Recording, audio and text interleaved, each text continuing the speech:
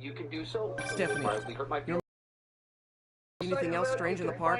Down below, right. Let's get started talking about my general thoughts on the film. If you haven't checked out my Let's look out for that junction box before the upload completes. If they can't access the laptop, they can't upload. Did I startle you? It's like the tale of two halves, which is to say, the second half of this movie is so good that you kind of forget that the first half isn't nearly as good as the second half. What I mean by that is the setup for the movie, I thought was a little bit weak, a little bit cheap in the way they set it up. The first part where they're just hunting down villains was like, this is fun. It's got some nostalgia, there's some amusing bits, but it's like, it's okay, it's good enough. The second half, when things really get emotional, the urgency, the stakes start getting cranked up, more and more people start showing up, that's where the movie, it just knocks it out of the park of hitting all the right notes and delivering all the moments that I wanted. And so I just left the theater so excited about this movie, wanting to watch it again, wanting to drag it to the end to see it. But at the same time, I thought the first half... Thanks for the heads up. I better get moving. 2 more? I never thought I'd say this. Why does Central Park need such strong Wi-Fi coverage? I thought people came here to get away.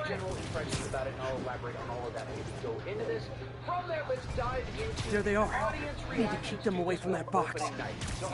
Let's play the quiet game.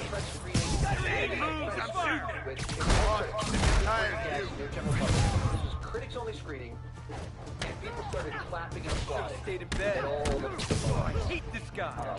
Doc Ock first showed hello, Peter. You're like, yeah, you can hear a little bit of it. But then when that portal opens and you see a Spider-Man, you're like, yeah. Wait! Only one more to go. Whoa! And then when he takes the mask off, people going like at a critic screen doing that. And then I went to go see the second time opening night. I was more excited to see it the second time because I just knew the room was going to be nuts. And I saw it at the best theater, one of the biggest, saw it at the best screen at one of the bigger theaters in the area, packed room. And I had kind of publicly said where I was going to see the movie to try and maybe do a mini fan meetup. I should have called first. My fans were there at it. Met a bunch of wonderful people. How to do that? And, but in our theme, the theater, that was the wild theater I got. Stay away from his gadget! I didn't see anything as good of a theater as just the screen. No! But it was a nice one. This was opening night, best theater in the area. People were going wild. There. The people of Manhattan can rest easy knowing that their passwords and cat videos are safe. Spider-Man? I think they might have seen me. Oh no. Are you sure? Pretty sure. Armed men just arrived. Lock the roof entrance and hold tight. I'm on my way. I need to get to Stephanie before Fisk's men do. She wouldn't be involved if it weren't for me. They're trying to break down the door. We know you're working with the spider. Open up! Nearly there. I thought the movie was pretty good. It didn't do like the Spider-Man 3 system, to be honest. So Valley's having a lot of villains really well. Yeah, definitely. And also it was a lot more somber. Good. Amazing. Good plus best equals amazing. Good plus best equals amazing. Yes. Alright, this movie was a perfect mix of different stories going on and different emotions. Split up and find the girl with the binoculars. I thought it was incredible. Could have been Spider-Man. Take him out. Then toss the girl over the edge. Oh, crap. Look out. This doesn't care. You don't mess with the Kingpin. Keep him on the ground. Get down. People were hopping up and down. I'm gonna blow your brains out. You want some? Man down!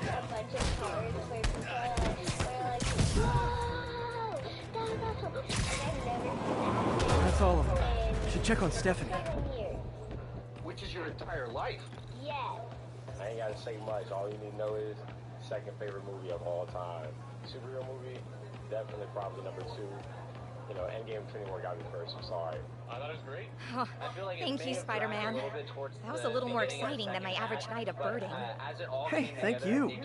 Your eagle eye stopped an incarcerated crime boss from harvesting half the city's personal data. Not too shabby, huh? So that Plus, was a pretty cool I found a little nest deal. of red-breasted It's great to nuthatches get when to you see triple people. kick It's that great guy to in the face. watch a movie Real with some of my beauties, fans too. and get to You wanna check 'em experience out? something special Thanks, but with them. I think I'll focus And on as it turns out, Jailbirds it's for just now. such a crowd pleaser of a movie that was just a great time. And I hope to do more events like that in the near future, and hopefully do a little bit of travel to some other places, and hopefully do this once again. From there, let's get started walking through the movie. But so our story kicks off with Peter, MJ, discovering this while they're out in the open and trying to like run from all the fame and everything. And just gotta get this quick kind of montage of everything that plays out from this. And some of it's little fun, little catch-ups on Aunt May and Happy are in the middle of their breakup as Peter comes home with this information, and then Aunt May walks in with Peter with his shirt off with MJ there and thinks that maybe they're up to the funny business in the bedroom, but while at the same time she's glad to meet MJ and talk with her a little bit. So there's like a lot of nice little light moments at this beginning part while moving the plot forward very quickly. And there's the quick little police investigation of these people like looking into him. And then you get this one scene that we kind of knew was going to be in there, kind of didn't, that Peter meets with his lawyer. And his lawyer is Matt Murdock, Daredevil, played by Charlie Cox from the Marvel Netflix shows. If you're new to my channel, Daredevil might have been my favorite show from the last decade. I just loved that show. And I saw No Way Home on Wednesday, which is when the new episode of Hawkeye dropped. So if you haven't seen that, just in case, I won't go too many specifics into that, but let's just say it was a great day for me. Like, they're doing it! This is really happening! It's a twofer for me when that happened, but... So there had been some leaked images that I knew kind of generally what was in them, but I didn't actually see them, so I still haven't seen them, so I'm not sure if it was a clip from this scene, which it would have been if it was a real leak. But, man, he's actually there. He's actually in it, and it locked them in some sense, as canon in the MCU. And even though it's a short scene, it's only a cameo. He's not in action, but you get just a little bit of him catching a rock being thrown through the window. It's just so satisfying just to have him be there and give us a flavor for it. And my guess is that this was a reshoot. This was added very late in the process. He was actually in Texas for San Antonio Fan Fest, and he canceled like a week or two before the event because of scheduling, filming issues. Right as No Way Home was known to be doing reshoots. So I think that they shot that just a few months back and added it in, because it's like, you can take that out of the movie and the movie plays fine. And so I think they just were, who's everyone that we can lock in? Does it make sense to do this? All right, boom, let's capture that. Break-in reported. We need an officer on the scene. That was so funny. Please mobilize on Even Museum the Mile. critic screening, another one where people are like, oh man, they're really making this happen, they're really doing it. And then last night at the audience, opening night, just going bananas when that happened. But so you kind of set up this situation where Peter's life's getting turned upside down as even he goes back to school and people that have known him for years are treating him differently. Of course, Flash wants to treat him like his best friend. He's written a book. He's all in character for that. Flash has got a personality for the sort of thing that he would do. But his life is turned upside down and nothing is remotely normal anymore.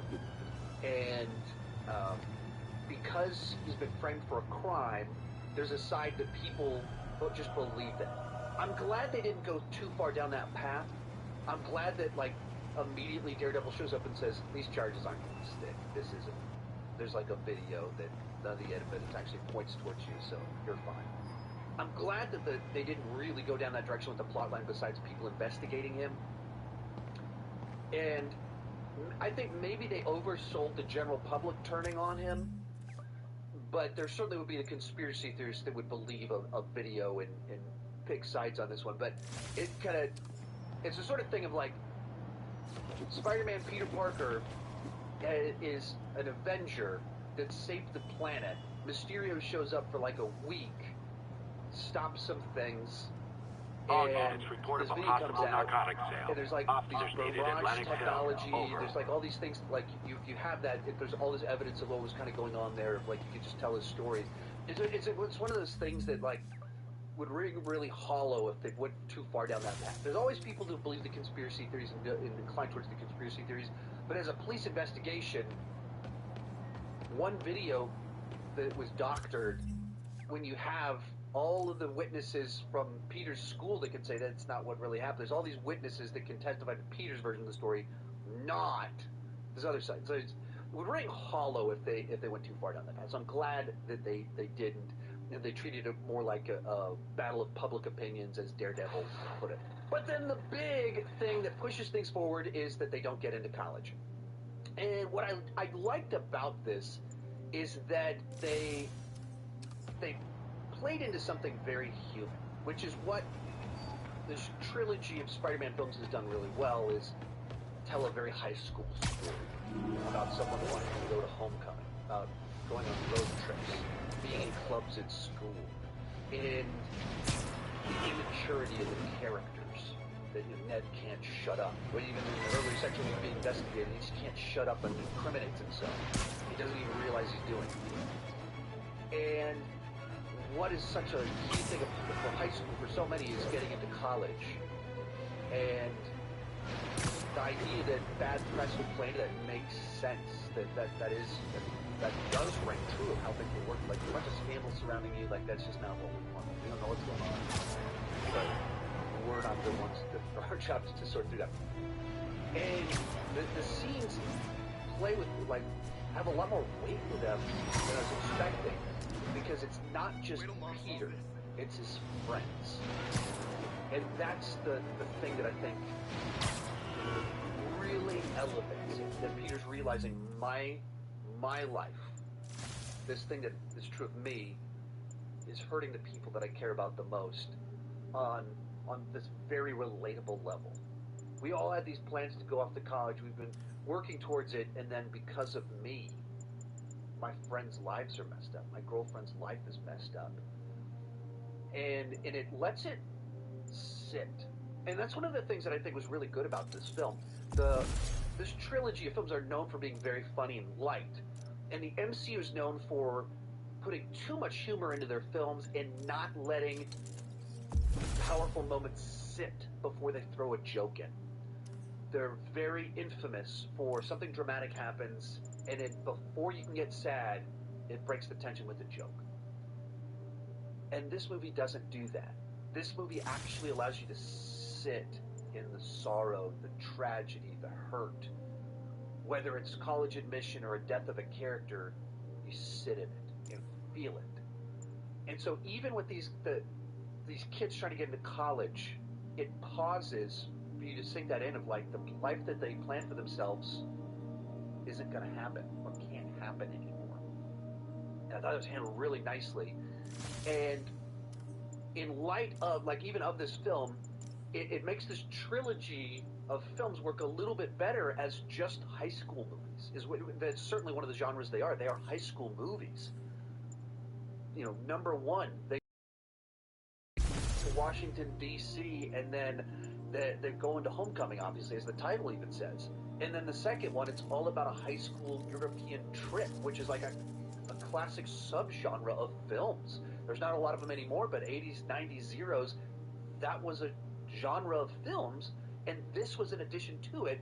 And then here closes it out with closing out high school of graduating, going to college, what's your plan, what are you going to do? And it lets you feel the emotions of just the very human high school side to that. And I know I'm lingering on this for a long time, but it made me appreciate that aspect of these films even more, and what I think really works about them nicely. I think this film highlighted a bunch of the things I enjoyed about this Tom Holland set of films, as well as kind of highlighting some of why perhaps I didn't like some things in the previous two films, in particular the last one. And because this was the event that leads to the choice that he makes that kicks the plot in motion, it's also really important to understand that this is the part that worked, of, like, making me believe the sense of the loneliness, the sense that he's trapped because of where he's at, that drives him to do something impulsive.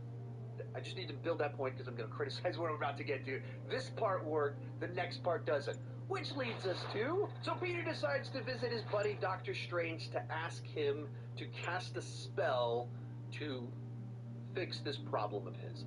And so as soon as he shows up, I'll say, I think before the movie came out, this was the thing I was most worried about. After I saw the movie, this is the thing that I criticized the most.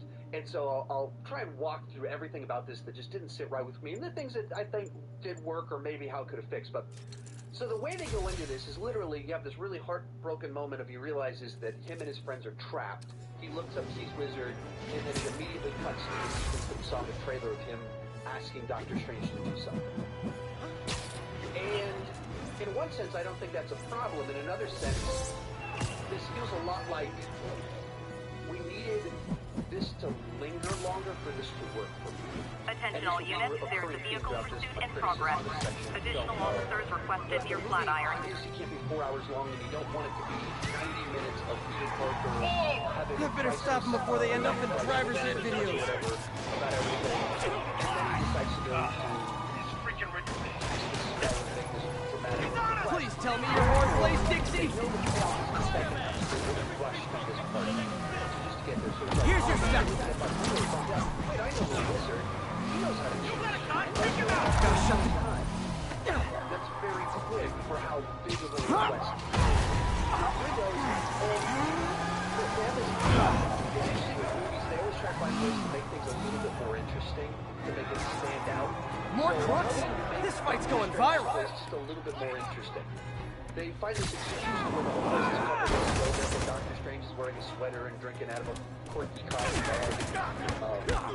You do something simple like that just makes the scene a little bit more interesting. Even though it has nothing to do with the plot of the movie. Auto insurers offer living clause yet? $1 million idea just waiting to happen. Going on in this sequence, and you see the movie. It's still, there's like, it tells you why, but it doesn't tie anything.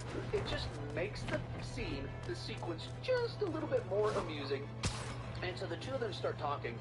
And I think maybe even part of why some of this rings hollow to me is that I feel like Doctor Strange just feels like so many different people depending on the moment in the scene. And he's quirky and lighthearted. And then 2 minutes later, he's like, wow, you just need to sort your life out, kid. All units, armed robbery reported. Please respond. You're changing Any officers near Madison, proceed to the crime scene. We've changed. Oh, well, Steven. Oh, well, that felt weird, but I'll allow it. They're joking around, and so Peter wants him to turn back time. And the first reaction, as soon as Support your local businesses by not robbing them, the please! reason we did that before was to bring back all living life in the just to fix the inconvenience of your life. That's not worth it. And then when you hear Peter like, no, it's not just me, it's also my Resting friends' Fist lives. brought all the small-timers out of the woodwork. In comparison to the context under which time has been changed before it, I'll text Yuri the location. Cops will be here in no time. Your deal sucks, but a lot of people have things in their life that suck. So his first reaction to it is the one that makes the most sense. He contrasts it with the other times that we mess with time. It was for the ultimate reason and cause. You don't normally mess with time. It can have great consequences, but you do it when it saves billions and billions and billions of lives across the universe. You don't do it just because your life kind of sucks. We all have twists and turns in life. So that response makes sense. Attention units, report received of a narcotics sale in progress. It's gone. Officers near Gramercy, please report. And then throughout the whole thing, the word forget is mentioned, and Doctor Strange... Drug deals and criminals. They go together like cookies and milk. You guys are like little kingpins in training. That's a bad idea that messes with the unknown and could cause big problems. As it turns out, he's right about that. Don't worry about it. And so then they go downstairs, and he's like, I got an idea, let's go downstairs. They walk downstairs, and before pausing for a moment to discuss any of this, Doctor Strange starts casting. He goes, well, it's been nice knowing you. Yeah, we're all gonna forget. He's like, wait. He's like, we're all gonna forget. You mean everybody? He's like, well, I don't intend to forget. He starts Nothing puts a pep in my step like halting an illegal drug deal. The motion that the spell gets messed up because Peter wouldn't shut up because I'll text Yuri the location. Cops will be here in no time. And thus, damage is done. Doctor Strange pops out of it at the end and goes, wait, this is actually a dangerous spell. Like, hey man, I know your life sucks, but this is what, like, deal with it. You got two personalities, you gotta figure out how to balance your life. So stuck on like an adult. When MJ and I... And so for the last 2 days since I posted my reviews, actually for months now, since the first trailer came out and I had issues with this as the setup, people have been arguing with me like, hey, don't you know impulsive people? Hey, don't you know people that just do, you've never done anything impulsive? Like, why does this ring hollow to me? This is my big criticism of the film. This scene right here, this sequence right here, as the setup for everything else. Good old Empire State. Why does it ring hollow? Man, I love because this it requires town. both of them to be impulsive. Time to grab a snapshot. You have to have Peter Parker go, oh, my life sucks. I'm going to go ask someone to change the whole timeline. That's not a small request, that's a big request. And you're That'll do. Everything good Map should be that's happening recalibrated in the now. world of the last few days. So you're I haven't done much photography since quitting the Bugle. God, how much I enjoy it. Should keep an eye out for more landmarks to shoot. That's a big thing to ask. Maybe a high schooler would do that. He goes to Doctor Strange, says it. Clearly, Doctor Strange thinks this is a very big ask in light of that. So he doesn't end up doing that. Then Doctor Strange realizes, wait, I can just erase everybody's memory. In which case, I'd say maybe that's even a bigger It's Mr. Lee. Hello? Peter, it's Martin Lee. I just wanted to let you know we need a little extra time to get set for May's party. I guess the cake delivery is stuck in traffic. Oh, sure thing. Just let me know when you're ready and I'll swing by. Great. Talk to you soon. Even to Doctor Strange himself. Okay, got some time to kill. Let's see what's happening out in the city. Such a connection to Peter that he's willing to do this magic spell for him. They've saved the universe together, therefore he has a bond with him, and impulsively goes, yeah, I will cast this spell that will make me not know who you are anymore. I will do that. And he's aware that this is a big loss, but like he just impulsively goes with it, and so he has to be impulsive too. Peter impulsively like, yeah, change the timeline. Steven's like, I'll impulsively erase everyone's memory. Both of them have to do that, and then both of them also have to not have the people skills to talk about it before it starts. And that's even probably a bigger issue for me, is that if people do impulsive things, so people in the comments keep telling me, oh, he's done a bunch of times, so he's arrogant enough to think that he can do this. And as he says in the movie, he forgets that Peter's young, so he forgets that Peter wouldn't have thought through the implications of this spell, which he couldn't have thought through the implications of the spell because he's proposing a different spell. So Peter couldn't do that. But so he's arrogant, he's impulsive, he's like, yeah, let's just go do this. But he doesn't stop to think about the parameters of the spell. He doesn't stop to think, all right, so Peter, as we do this, no one's going to know. I'm not going to remember who you are. Doctor Strange's brilliant man doesn't stop to think about that, doesn't have even for a moment have that thought. Peter doesn't hear you, oh, everyone's going to forget. Does that mean everyone? Neither one of them have to have the people skills to go, before we start this, let's make sure we have clarity of this. When I go to the drive-thru, any fast food place, I get the same thing every single time. Still, before we order, my wife double checks to make sure it's what I want. I make sure that she's got it the right order, and we double check it. She's getting fast food in places we eat all the time, getting the same thing. This isn't just some small thing. When you do, people are impulsive usually about trivial things. Some people can be impulsive about big, not gigantic, massive things. If you're impulsive about changing the timeline or erasing everyone's memory and don't in any way pause and think, this isn't a category where you can't... Hi, Mr. Muggins. This is about the rent. Either one of those, Mr. Parker, it's called third and final dangerously warning. reckless Take with your other proceedings. people's lives. Wait, I get paid at the end of the week. If this proceedings will start Friday, unless they will proceed by close of business. Good day. Yeah, good day. Nope, not a thing. Arrogant. Right, I gotcha. There has to be some constraints. There has to be some degree to which he thinks ahead. There has to be some degree to which, if you're a grown-up, if someone walks up to you and you change the entire timeline, Look at it this way. If I'd actually let you break in... you could have a really good reason Hi, Mr. to Lee. do that. Someone walks Hey, up to you and Peter, says, we're all set hey, for the I want you to party erase whenever you're ready. everyone in the world's Cool, memories. I'm on my way. I don't care how impulsive you are, just your natural or instinct is to go, well, you better have a really good reason for wanting to do that. And the movie doesn't do that. It doesn't provide that. And so that's where this whole thing rings hollow, feels contrived to me, that I put more thought into what seats I was going to sit in for my showing of this movie. In the showing I'm going to see tomorrow, where I'm going to take my kid, I thought it was like, okay, we'll make sure I'm on the aisles so I can take my kids out to the bathroom. than they put into erasing everyone's memories. And so some people have asked me, like, what would I do different? How would I set it up different? Well, I think part of the problem is that the reason the way this plays out isn't the most interesting thing about the film. No one, I didn't see, like, anyone coming out of the movie saying, and I love the way the film was set up. Armed You guys robbery were okay reported. with it. It didn't bother you, but you didn't think that was the best thing about the movie. Yeah, like Peter wouldn't shut up. That was, Please respond. I loved that. No.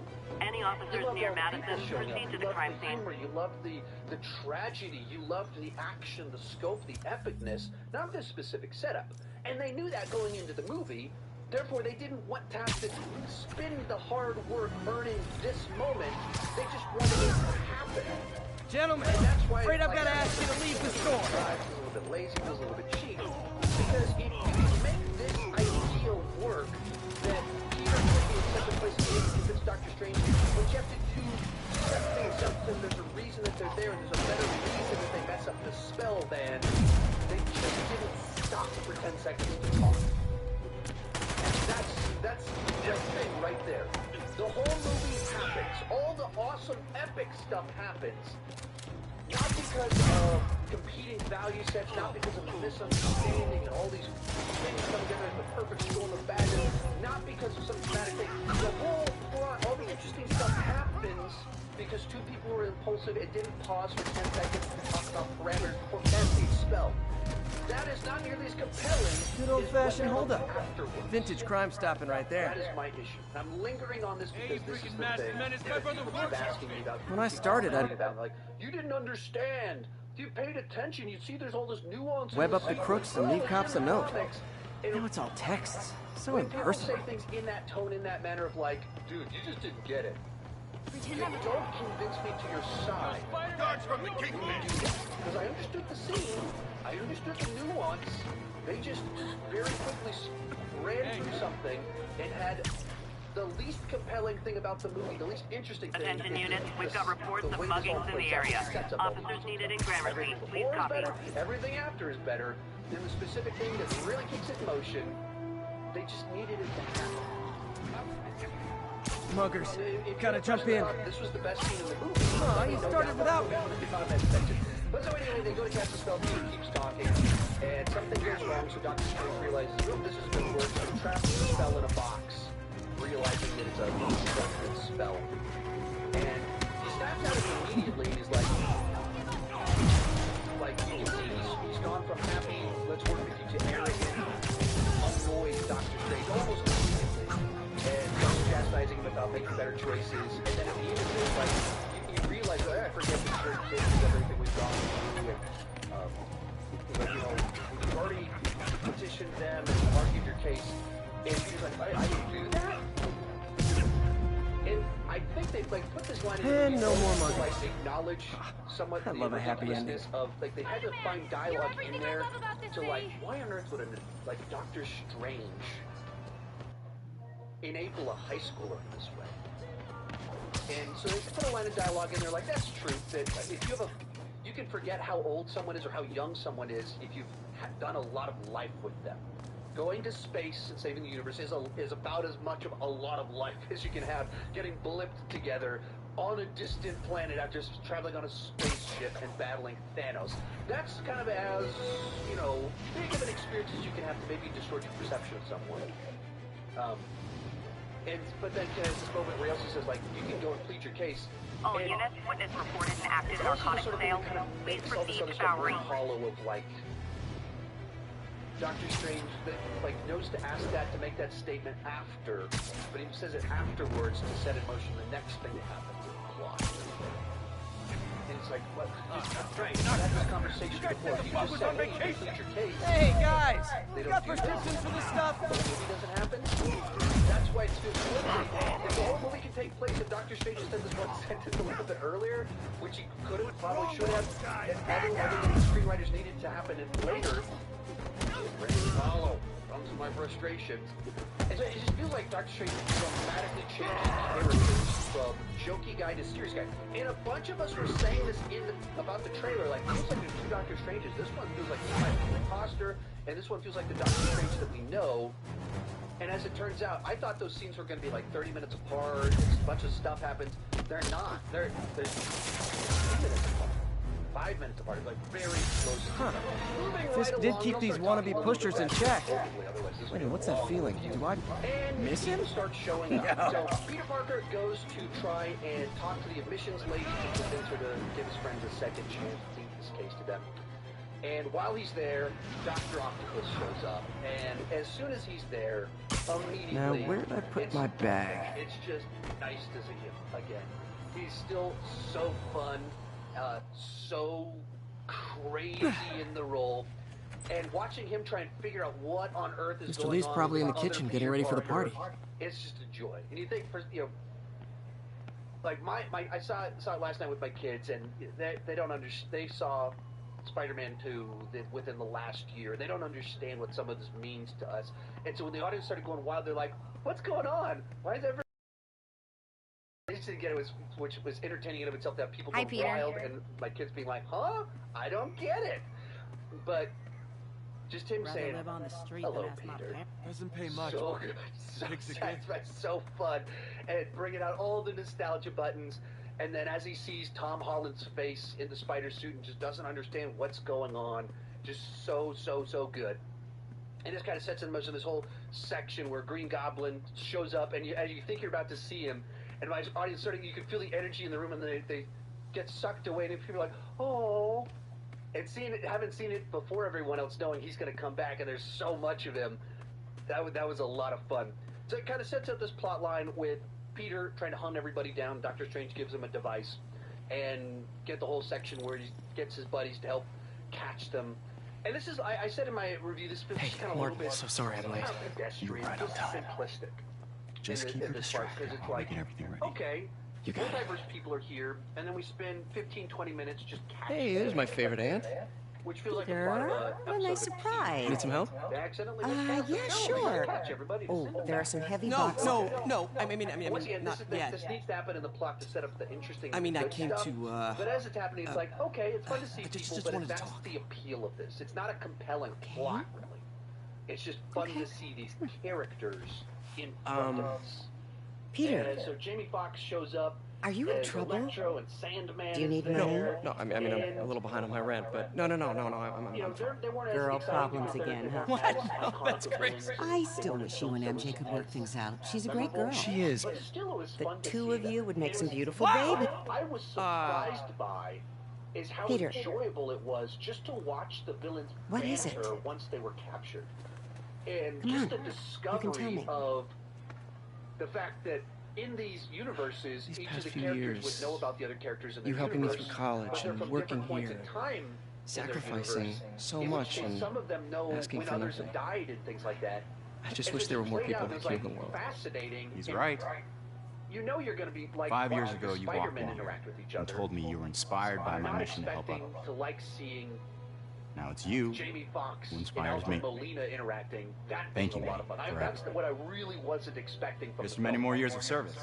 And then what I also kind of, so we get Green Goblin lands, and initially he's like blowing stuff up, and then we see him kind of as like a crazy homeless person, really lost and confused at first. Thanks again for And he's setting all going this to up. Aunt May Oh, I just wish I could do for more. help. And so Well, Peter May's shows always up, told me if you and help you see someone, Norman you help Osborn in everyone. a very different state than we've ever seen it before. Yeah, maybe we First should you go send like, May to oh, City like, Hall why- to have a word with Why the is he mayor. acting like this? You think he's a guy that I gotta loses run. his mind, Thanks just again showed up for in the a different party and everything. universe, It his really house means a is lot. gone, his son is gone, and he's having like a mental snap. And it was like a very interesting place Voicemail to from take a Yuri. character. Should check it And outside. this really lets you see the Norman Osborn in a new light of how much he was a victim of what he turned himself Happy? into. Your aunt's in the back, I think. Because even Thanks. when you see it in Spider-Man 2002, Hey, the Peter. way it plays out is that Hey, Green guys. Goblin How's is the game talking going? to him. How's it and look like it's being, going? I'm winning. You know, the Get this guy checked devil on for his dementia. shoulder that's speaking And to crush his him. worst Well, desires. the of getting important thing revenge is on having people that fun. wronged him. I have a lot And of so fun that it, whooping his ass. there was a side to which he was In your giving dreams, into crazy lady. the Goblin. Want a game, Pete? We play for Whereas here, No. Too rich for my blood. he doesn't have I'll leave you anything to gain. it. He's lost everything already, Hey, Pete. and the Good to see you. Goblin is only going to You cost too. him more. And so you see Norman in a very different light Peter, than what they do with him in Your this aunt's film. been showing off baby pictures. And this part Gloria, also starts to I'm new set here. up Spider-Man a turned me really on to this important arc place. in this film, which Oh, is right. using I mean, Aunt great. May How do you as like it? Tom Holland's They're good Uncle Ben, people. I might which is stick just around a fascinating for a little turn of while. events. Well, if there's anything I can do to help, Because just we're so say the word. used to Uncle Ben is that voice in his life, and he's been Spider-Man for 5 years. What about my dog? Had no No reference to problem. Uncle Ben. But always At on a all. leash And that's so and pivotal never to our in a kidney. understanding of Spider-Man becoming the Spider-Man that we know. And then we get to this film, and it very much makes it clear that didn't happen. We assumed it happened, they just didn't reference it. But this says it didn't happen, and we'll talk of course later. But Aunt May is the person that starts being that moral Voicemail compass from that Yuri. teaches the Hey, value setting to silent Peter, alarm at the more auction house so holding of, Fisk's estate well, sale of just course tripped. you have to Could you help check these it out? people. Quietly? It is your I don't want to make a scene if it's nothing. Fisk estate sale. Sounds fun. Because this is Wonder an what the alternate Kingpin had version, hidden in his closets. Suddenly that plays a little bit better. That works using her in that fashion. And so she becomes the person that's like, Peter, like you have to help him. Doesn't matter that he's from a different time, like you have to help him. And so kind of this takes us back to the layer where suddenly Doctor Strange and Spider-Man have different perspectives. To me, this is where the movie really kicks into gear, where you get the Doctor Strange versus Spider-Man conflict, which is through the banter of all of our villains and Norman Osborn showing up, and they start talking, and we start to fully realize these people realized who Peter Parker was, most of them right before they died, in which case, if they get sent back, they're being sent back at a state of time where they will die. And there's some flimsiness to the logic of what's going to happen. I lost track of you at the party. The movie's very Yeah, I intentional, had to get to the specific lab. about Sorry. how Don't exactly some of this stuff apologize. works. Like, I just wanted to tell you how Norman much what you Osborn said a meant to me. second away from dying? Because him being cured won't fix that. Or is he... When exactly is he plugged from? The movie's intentionally vague of like how this is going to work, and if you send them back fixed... I always wonder if I'm doing right by you. Timeline? Well, stop wondering. That's kind of interesting. After to think losing my about. There's a parents and Uncle branch Ben, there are timeline so many of times I would have trying to fallen fix apart if someone not who's for in you. electrobag, and Well, instead of that works getting both ways, vaporized, he Peter. comes back as normal guy. I just wanted to or make sure you knew how well that. we May I don't go through each of them, but I don't know what to exactly does say. that mean if you send Oh, them I back think Mr. and Lee their needs timeline my has help. changed? When we I should see go. the See two you soon, Spider-Man dear. later down in the I love line, you. having been Love in you the too. timeline where they weren't fixed. And of course, based off Endgame physics, timelines branches, so that's an interesting concept of how that works and the implications of everything happening with this, and how that can happen now because the TVA is gone. MCU's getting real complex in timelines and multiverse theory and everything. But so Doctor Strange says that's not our business. We need to send them back. That is their fate. Peter Parker, because of who he is, because of his heart, because of Aunt May and what she's saying to him, he just won't allow that to happen without trying to do something about it. So he decides, I'm going to battle Doctor Strange, so he decides to steal the box, locks Doctor Strange in for just a little bit, and so he starts running off. Doctor Strange chases him. Doctor Strange isn't trying to hurt him. Doctor Strange is just trying to get the box back. So Doctor Strange does his little projection punch, and I don't think the movie makes it entirely clear as to why Peter's able to kind of control himself just a little bit. I think the implication is because he has the magic spell box in his hand, that maybe it's breaking the power, something like that, that he has something tied to the box. Gentlemen, afraid I better ask you to leave the store. But it's just fun to see Doctor Strange being like confused by what's happening and see someone swim back to their body against all of that. But I don't really know what's going on there. I can't fully explain it, but the box in the hand, I guess, would be what's kind of making that possible. There is this fun little Doctor Strange sequence with all the kaleidoscope reality bending in, the city is turning, Inception and Dark City visuals that I just think are a ton of fun to watch because they're like Escher paintings come to life, but now we see Spider-Man in them. And I mean, I think the idea that Spider-Man wins this fight feels a little bit... Gotta be a special kind of... Doctor Strange is pretty smart and pretty powerful, and they're like he's really not trying to hurt Peter. He understands what Peter is doing, why he's doing it. But the idea that Peter uses geometry to understand kaleidoscope mirror reality and then Doctor Strange gets trapped by this. Feels a little bit like they needed that to happen for everything in the plot to take place. I don't know that I fully buy into it. Like it doesn't really bother me. Just like I'm not quite sure that's how this would play out, that he could win by doing that. But it is fun, the idea that someone would see the geometry of it all, and being a math whiz would go, oh, I just need to use the geometry and follow this. That was fun. That was clever. But so they sideline Doctor Strange so that the rest of the plot can take place. And this, to me, is where the movie just starts to, you feel the energy, and it starts getting a lot more interesting. And I was concerned about the movie going into it because the setup didn't feel like, that doesn't feel, that's what I talked about for way too long in this video. That rings a bit hollow to me. And then you just see people showing up and fighting. This is the missing piece of where, like, that's interesting and compelling. That Peter's worldview won't let him send villains back to die. That he thinks, if I can help them, I need to try.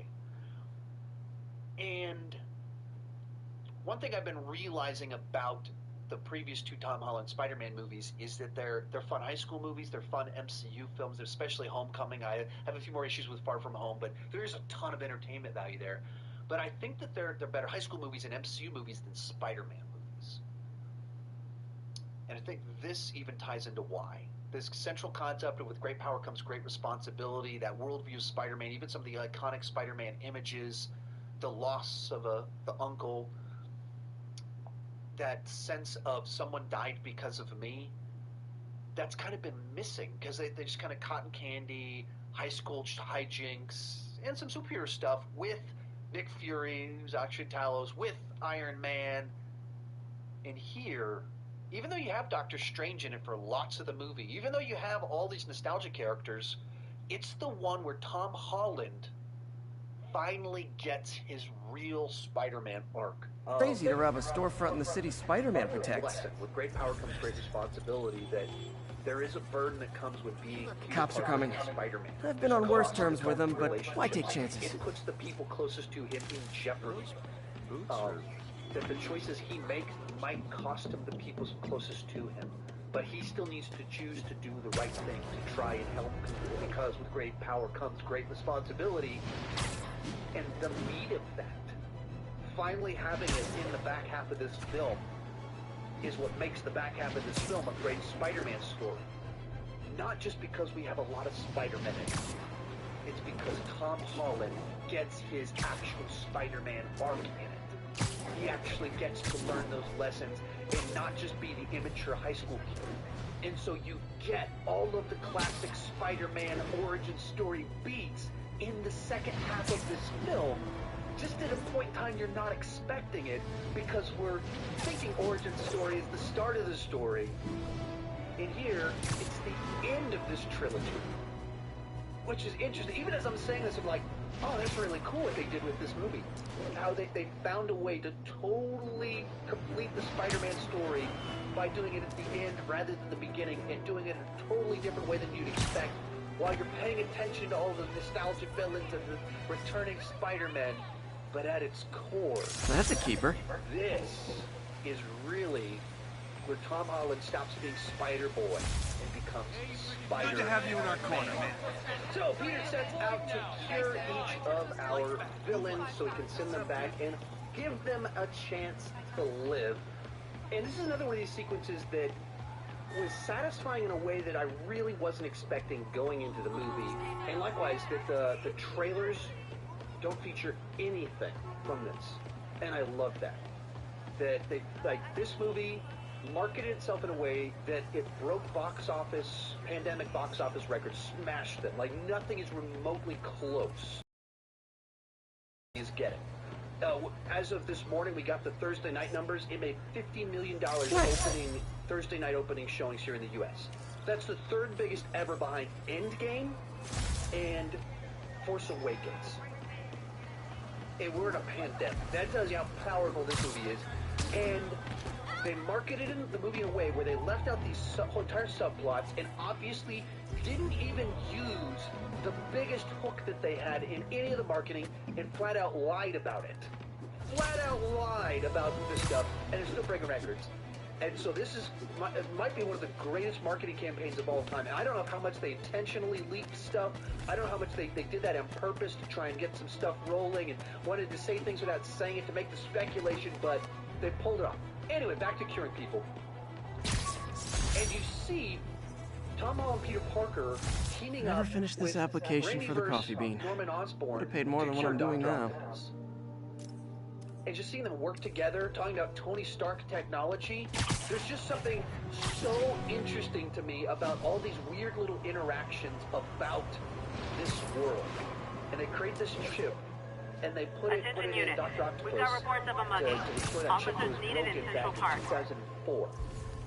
2004 when that chip was Who wants a 15 picture? years later, it gets compared in this movie, which is kind of how crazy that is. That's the world we live in right now, movies and nerddom. 17 years later, Dr. Octopus is finally fixed. And yes, Dr. Octavius back. And once again starts working together with Peter Parker, different Peter Parker, and Norman Osborn. And I just love those little interactions. And they very much were in line with one of the things I loved about Infinity War was just seeing Tony Stark and Doctor Strange riffing, and then Chris Pratt shows up, Star-Lord, he's And no more muggings. Drax and I love a happy Tony Stark, ending. all of that stuff. And then, you know, Star-Lord with Peter Parker talking about movie references. I love that. And this movie does the same thing with nerdy stuff. With characters I never would have thought it would be really fun to see these two people talk. And then it is. And that is like where this movie just like started like having this next level type of like, wow, like I never knew I wanted this. We just got a and you're report of delivering assault to me. in progress. And City even the music officers as near it firehouse. swells Please copy. as Dr. Octavius is cured. It is such a victory in that moment that immediately it started causing dread in me. Because I know we're only halfway through the movie. Try hitting me. Such a moment of victory. It's I hit working. back. And now you have Peter Parker, Norman Osborn, and Dr. Octavius all working to ensure that, of course, they can do it. These guys are brilliant. And then they keep cutting up that lizard, and J. Jonah Jameson shows up, and like something bad is going to happen. There's like this ominous sense you know this whole thing is going to collapse. And once again, things that this movie did right that I think were missing from the previous two films, this movie kind of highlighted what was missing. A real sense of danger, stakes, and I realize the irony in me saying this. dread. I hope you've learned not to hit And people. we're in an apartment doing experiments, and you just know this harmony is gonna collapse soon.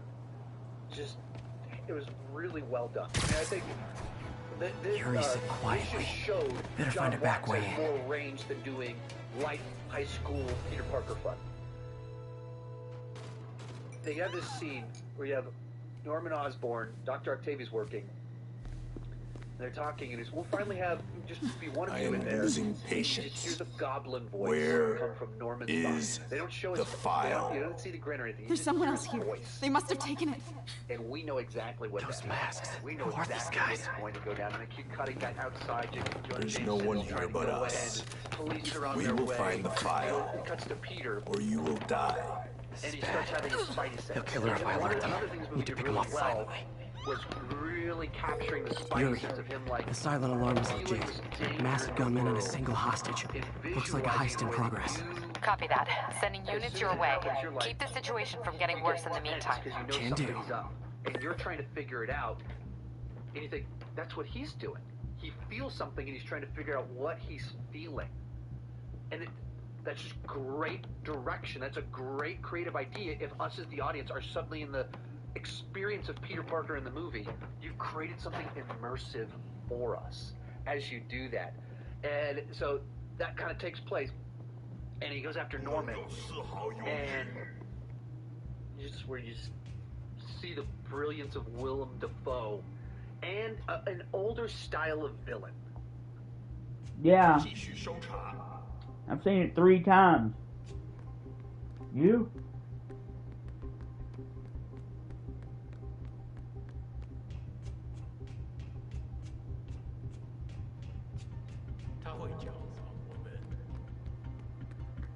Absolutely amazing. I'm gonna have to sit on it a little while, but it might be, in my opinion, it could be the best MCU movie so far. I liked it more than even Endgame, and that's hard.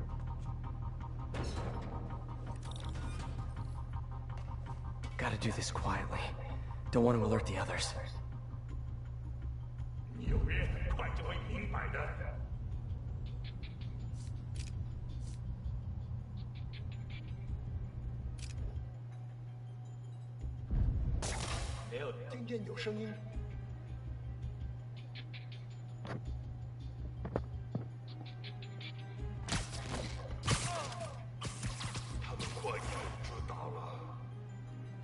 They always look so cozy whipped up like that.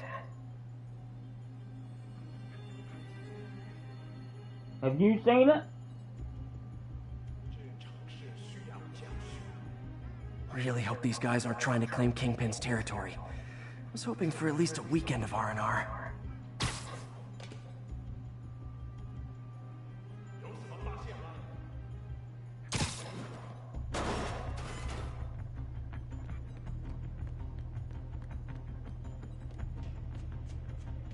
Should web him from above.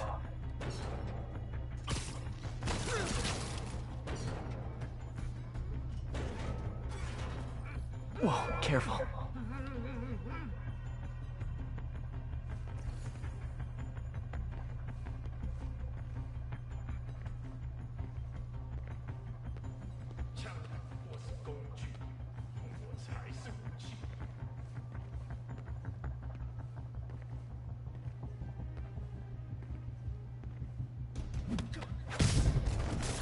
You stay quiet now. Someone's coming.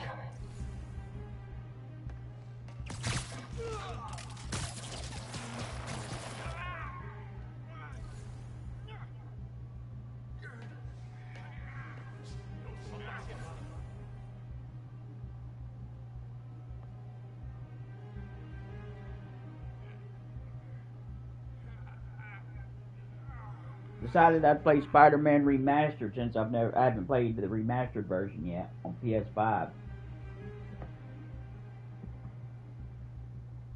Just, you don't get a lot of just this amped up of a performance from this guy that he is just going for it and can transform through his face, his voice, all change between the characters inside of his mind. And he's just cranked up to 11, crazy as the Goblin. Move it, Pete. Bad guys are getting ready to be bad. Broken as Norman. And you buy into every little bit of what he's doing.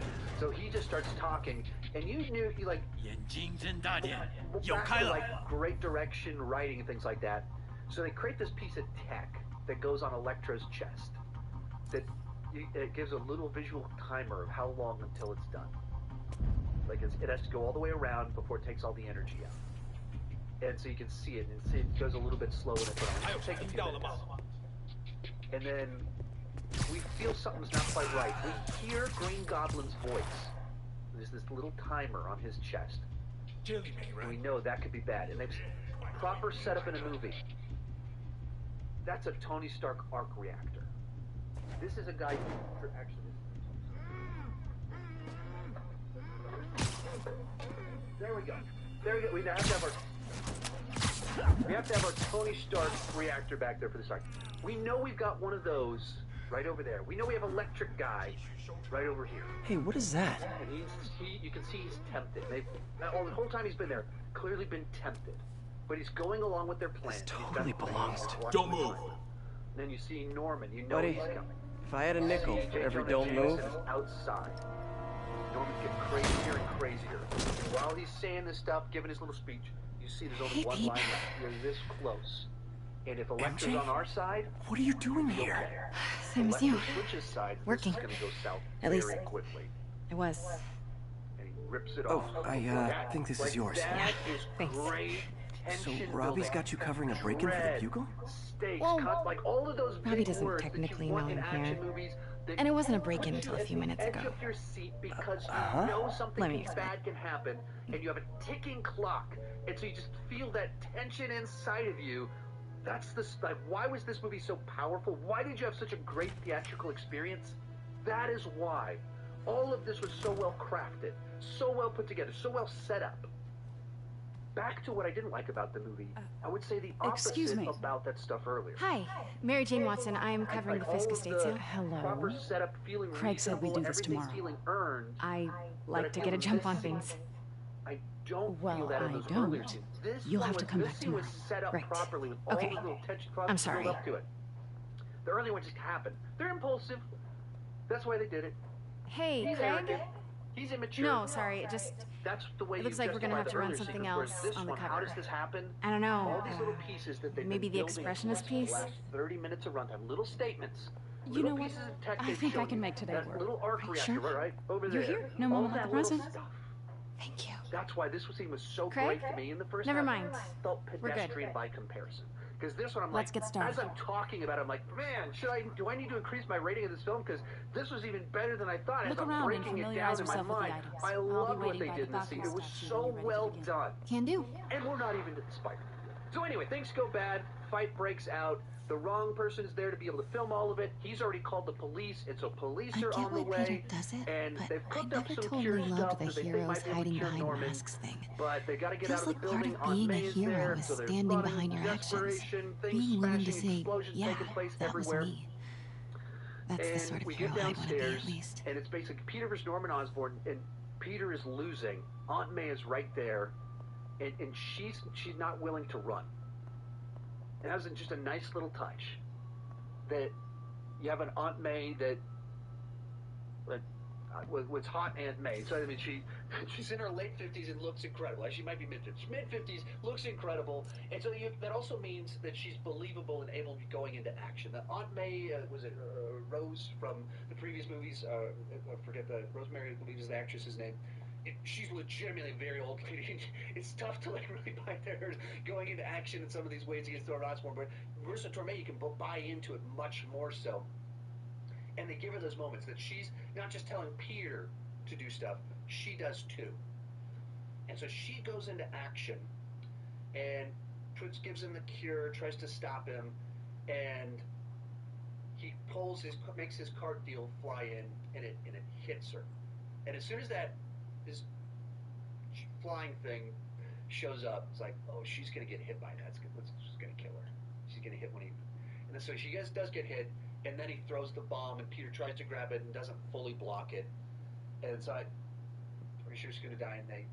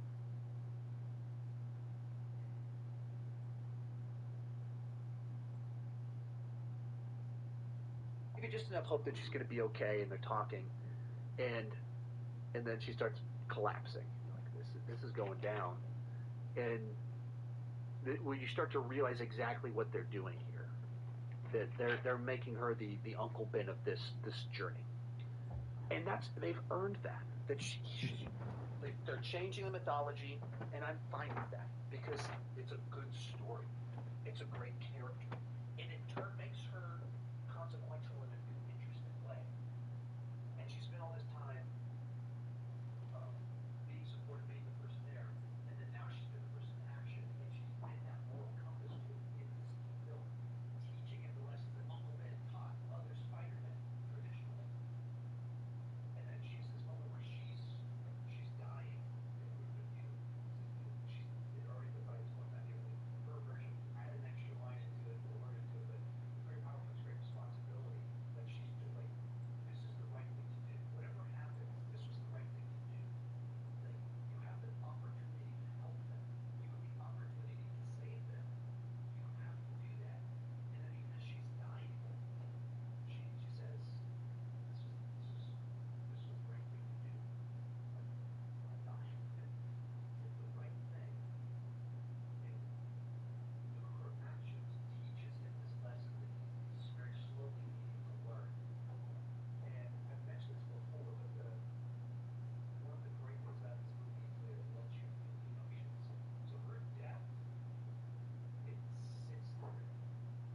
And death sequences, it's not just that you see them die, but you see the reactions of the people that care about them most. So of course Peter's right there, and he's devastated. And you sit on him, and you grin. But the other important thing that you do is Happy pulls them in. Happy's relationship to Aunt May has been it's been a punchline to a joke. That's what it is. It's always been that. It's never actually been like we care about their relationship. It's just amusing that Happy is dating her. And fun because he's has such a crush on her and she's just having fun with him. And so it's kind of cute and charming. But in this moment, Huh?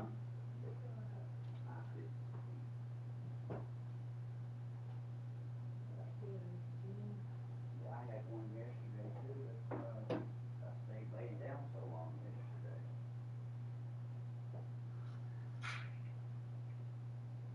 You go back to bed? down.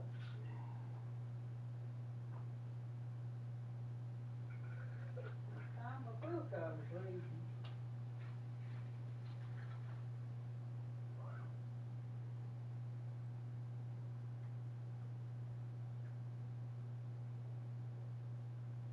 I gotta go to Richmond in the morning. Tomorrow. It's gonna suck because I gotta be at work at 12 and I work 12 to 9:15. Woo! All day. Yeah. You'll beat me home, bro. Hell, you'll beat me home all week. I work Monday to Friday. Get off at 7. After tomorrow, I work 2 to 7 every other day that I work. And,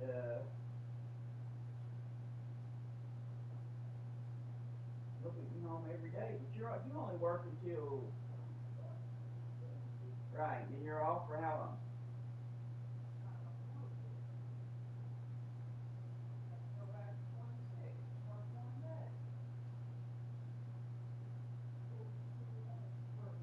That's on Sunday, right? I'll probably have to work that day too. Day after Christmas. I'm just glad I'm finally starting to get hours. I told you it'd be worth it. You had to, live with it while I had to.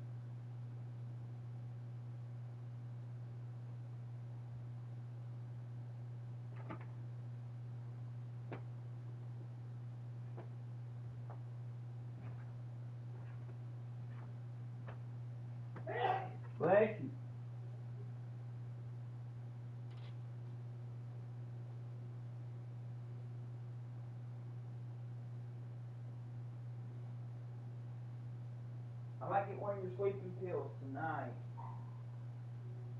That's okay.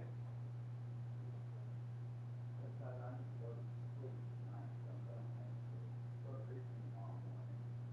Then I gotta go work 12 today. So I'll make it back here by 7. I'm so sleep until about 9. No, so early. I'll make it back here about 7. I'll be working 12. So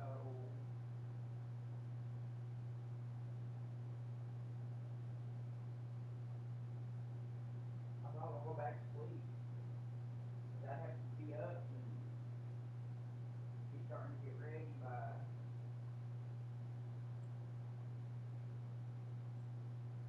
10:30, unless I take a shower. Yeah, I took a shower tonight today, you know that. That way I would have to get up and until about 11, right? Get dressed and everything, be out of here by 11:15 or 11:30. It only takes about 25 minutes to get from here to there. If you don't get stuck behind slow ass people. Last couple of times I've gone, I've gotten stuck behind the slowest idiot I've ever seen in my life. Friday, I got stuck behind a guy in one of them old trifles with wheel on the back. What was it called? I don't know what it's called, but he's only doing 30, 35 all the way to Mount Charlotte. And I couldn't pass him because I was 2 cars behind him. There was another car in front of me that was behind him, and they wouldn't pass him. And I don't like passing people on narrow roads anyway. I'll do it if I have to, but I damn sure ain't gonna try to pass 2 people. So I was stuck. We were gonna do a 35, I swear. I was mad as hell.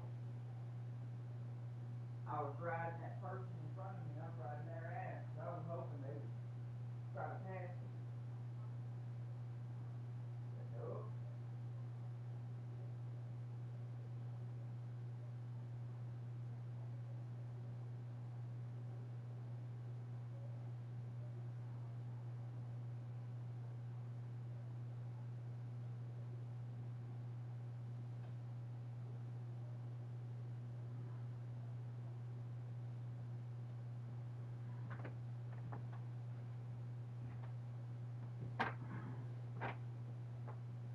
Feelings towards her as absolutely genuine because they were. It was funny for us, but he's a person that just lost another person because of this superhero business.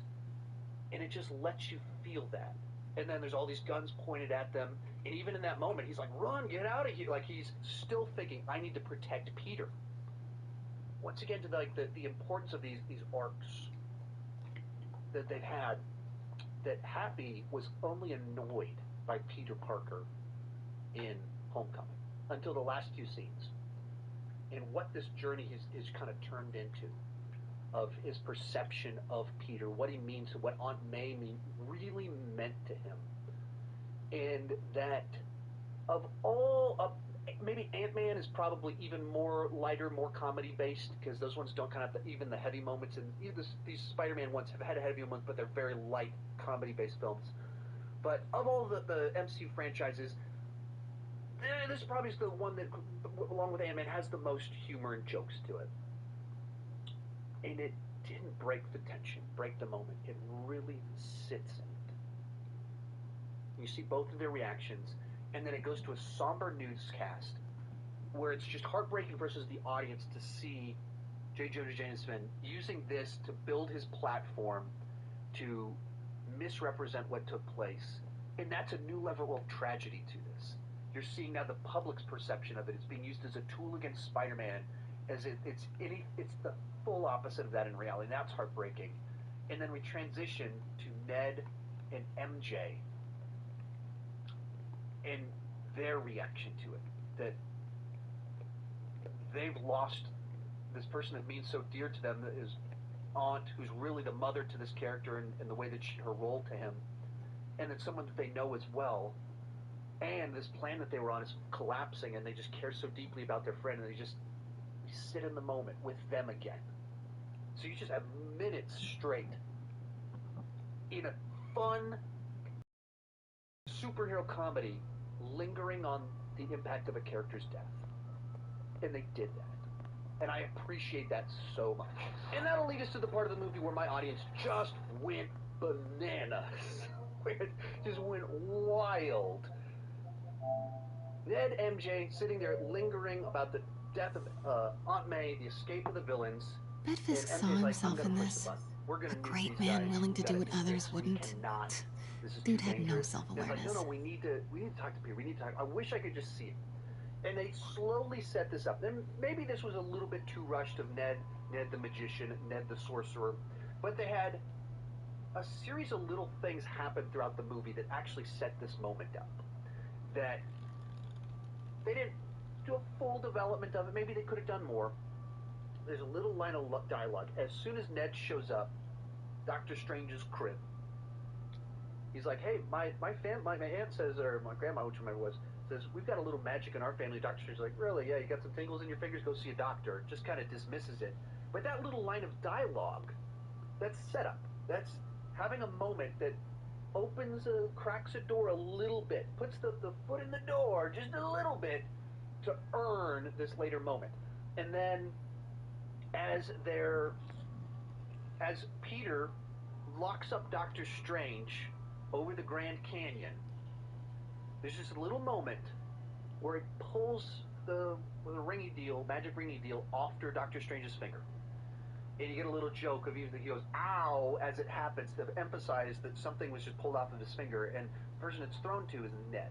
He catches it. And so it's little pauses so you see that to set up this moment. He's got his on his finger, and he just does this, and you start to realize Ned actually does have powers, and starts. And when it first happened, I was like, what? What's the sparkle? Oh, yeah, that's right. He has that thing on his finger. That's right. They took that from Doctor Strange. Oh, yeah, he said earlier his little magic in his finger. Wait, where are we going with this? So he starts doing that, and they go, I wish I could see Peter. And you see a portal open, and there's a Spider-Man in there running down an alley. Both showings I saw, as soon as that portal opened, and you saw Spider-Man, and even, you couldn't really see the costume he's in, but you know it's not the one that Tom Holland has been wearing, and Tom Holland looks destroyed right now, and he's not in that alleyway. It's like, what is this about to go down? And you could feel the room. You could just feel the room change, the energy, and he hops through, and it's clearly a different costume, and he pulls it off. And that liar, Fisk Andrew cut Garfield, Peter open is like a in pork this sausage with this the first time they fought. Explicitly, He got away, collapsed in my yard half dead, and I had to steal my dad's car to drive him to the ER. Andrew The first Garfield of many standing Nurse there. MJ moments. Too many. Press screening, people were like, yeah! And it wasn't a packed crowd because it was only press. And so there's a lot of people in the press screening, but it wasn't packed. But you still like clapping. When I saw it last night, and he jumps through, everyone knew exactly what was happening. Take the mask off. Everyone was shouting. Everyone was clapping. The guys in the row in front of me were hopping up and down, yelling. And we like, you couldn't hear the next dialogue for the next 10 seconds of the movie. Because everyone was losing it. And an extra layer of fun with this one, I'm watching it with my kids. And they can't understand it yet. They can't understand what everyone in that room was feeling in that moment. What you were feeling in that moment when you first saw it. And Weren't they realize just in the exactly where news? this is going. Worst kept secret in Hollywood that they were in this movie, or where they were in this movie, doesn't change that when you finally see it. And that Sony and Marvel Studios trusted the movie enough to not put it in the trailer. So we experienced that together in the theater. My kids, they didn't get it. They're too young to fully understand exactly what this meant to all of us. And literally, they turn to me and they go, "What's happening right now?" As people, woo! And they've never been in a movie where that happened before. And the video I showed earlier of audience reactions, my daughter's in the show. I've never seen that before. And she meant that, and they're like, "What's happening? I don't understand what's happening."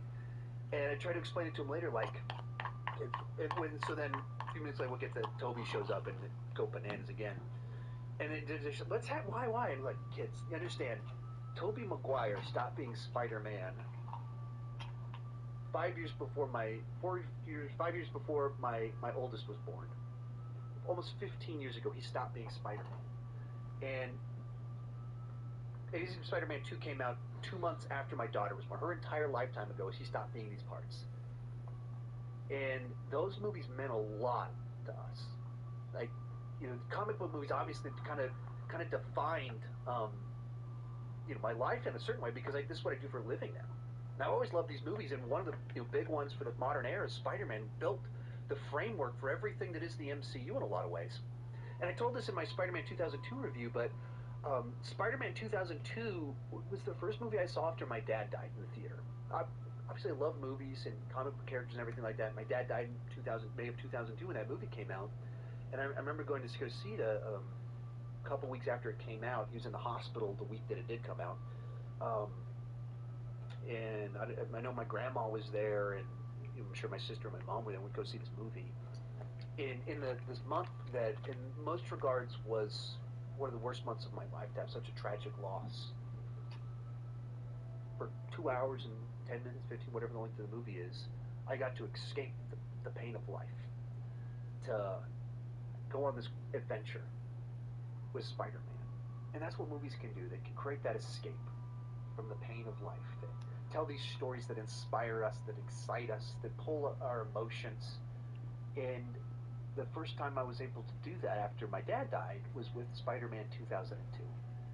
And for a lot of you, my honest, a lot of you are younger than me, and some of you, you were about 30, but you grew up, like, the comic book movies of your childhood were the Raimi Spider-Man movies. They were so formative for your love of this genre. And we haven't seen him play that part for 14 years. You know, my buddy Griffin, he's like 15 years younger than me, something like that. And so the Spider-Man of his high school years was Andrew Garfield. He did a video essay just a couple weeks back why Amazing Spider-Man 2 is his favorite. Most people, it's their least favorite. It's my least favorite, but it's his favorite. And that movie meant so much, and that character meant so much to him. And he hasn't seen him play that part for 7 years. And really, for the history of comic book characters, you stop playing the part, you don't come back. So we never thought we would see these characters, them again in these parts. There's no reason we would ever. Why would Tobey Maguire at 45 come back and play this part? Why would that happen? They rebooted the franchise twice since Tobey Maguire. And then they rebooted the Amazing Spider-Man after the Amazing Spider-Man because his movies weren't being well received. Why would we ever see Andrew Garfield again? And then last night we got to see them again. And I'm trying to explain that to my kids. That they can't get it yet because they're not old enough. They haven't had enough life to understand what that meant to so much. I'm literally like getting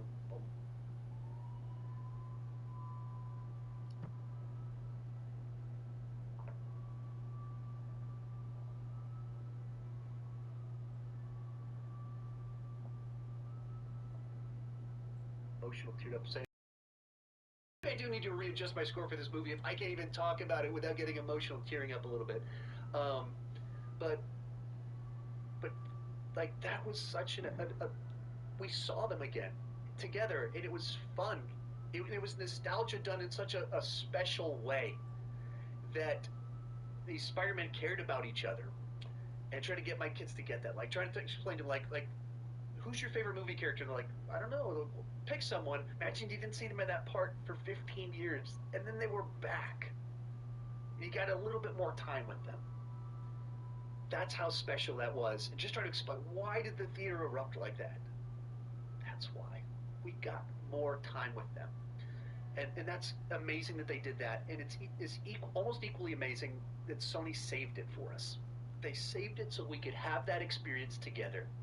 And to have even a little bit more of a little rabbit trail here, that's what makes the theater experience special. If you watch this movie for the first time, sitting at home by yourself, you'd still have fun with it. You'd still love seeing everybody, literally wiping tears away from my eyes while filming a video. That's what a weird day. A good day, but a weird day. If you watch that at home, it'd be great to see him. It's not the same thing as experiencing that with a room full of people that are just as excited as you. It's not the same thing. To just feel like all of us know how much these characters meant to us and having a shared experience. I'm never gonna forget when I saw this movie. Next, if I make a video about my favorite movie theater experiences, I mean, this is now easily in the top 3, maybe number 1. This is number 1 right here. Last night, that experience, being in that room, as people jumped up and cheered, shouted that they were back. And you don't get that if you watch a movie at home. There's something special about a shared experience with other people, and that knowing that I'm not in this alone. Like, we all love this together. That's cool. And in that global sense, I wasn't in the theater with you, most of you. A few of you actually were there, since I was to kind of the fan meet up there. So a few of you watching these probably were in the theater with me. Most of you weren't, but in another sense you were. You felt the same thing that I did when I saw that movie last night. That's cool. That's that shared experience. But when you're there in a room and you have it, there's something distinctly unique about that. Anyway, lingering about that. Gotta keep it horrible. I have no idea how long this video is, but it's much too long already. They show up, and it's so fun to just see them being quirky, weird, different, and their own versions of Peter Parker, but together. And when you have the contrast of them next to each other, you start to really realize just, how goofy Tobey Maguire's version was, and how kind of cool but awkward Andrew Garfield's version was, and seeing all that play out was so fun. And all the moments where they say the same line about keeping their identity and all this stuff, where they have the same sense of humor, but it plays out in a different way, it was exactly what I wanted it to be. It was exactly as satisfying as I wanted it to be, just as cool as I wanted it to be. They actually pulled it off, bringing Spider-Man together and finding a way to make the tone work. So Ned and MJ mention that Peter Parker is in trouble. They go to him, and once again we linger on the pain that Peter Parker is feeling over the loss. And our Spider-Man tried to connect with him in his first reaction, don't. And there's a sense in which, when sometimes one of the worst things you can do when someone's in pain is to immediately try and relate to them. The most natural thing that we normally try to do when we're trying to comfort someone is relate to them through our own story. Say, well, why had something like this happen to me? And if you don't have a good point of connection for that, it's normally not received well. If someone says they lost something and you reflect, try to connect with it with something much less than what they lost, it backfires on you. It doesn't play well. And so you have this moment where you can see that they don't want to push him away. Like, they're trying to respect the fact that he's processing something, but they also know that they do know what he feels. And so he says, like, you don't know what I feel like. She's dead because of me.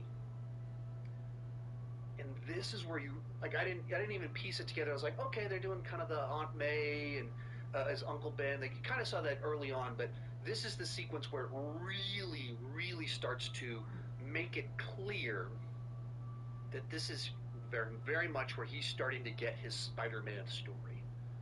That part of the Spider-Man journey of becoming Spider-Man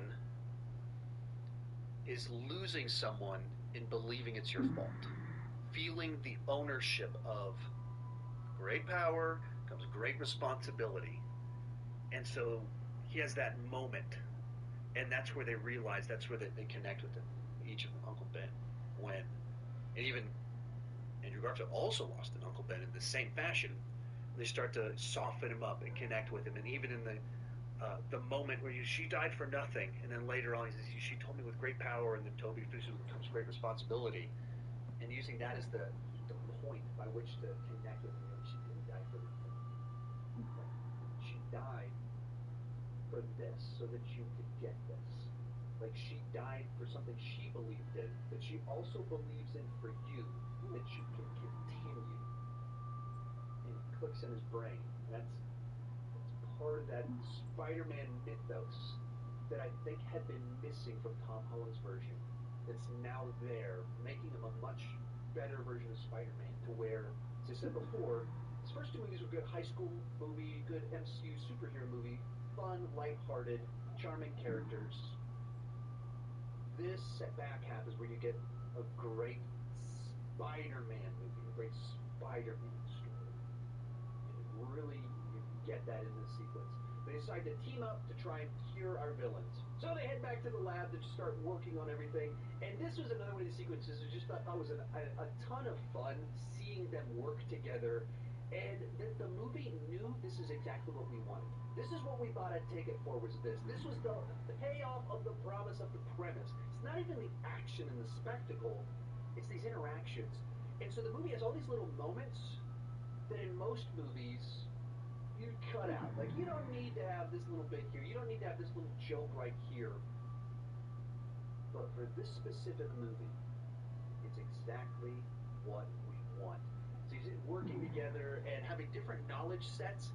And so they show up and they're like, how are we going to heal Kurt Connors the lizard? Andrew Garfield's like, well, that's easy. I got that.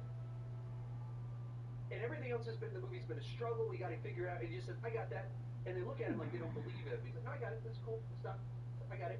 And it lingers on it a little bit too long. But too long in the right sense.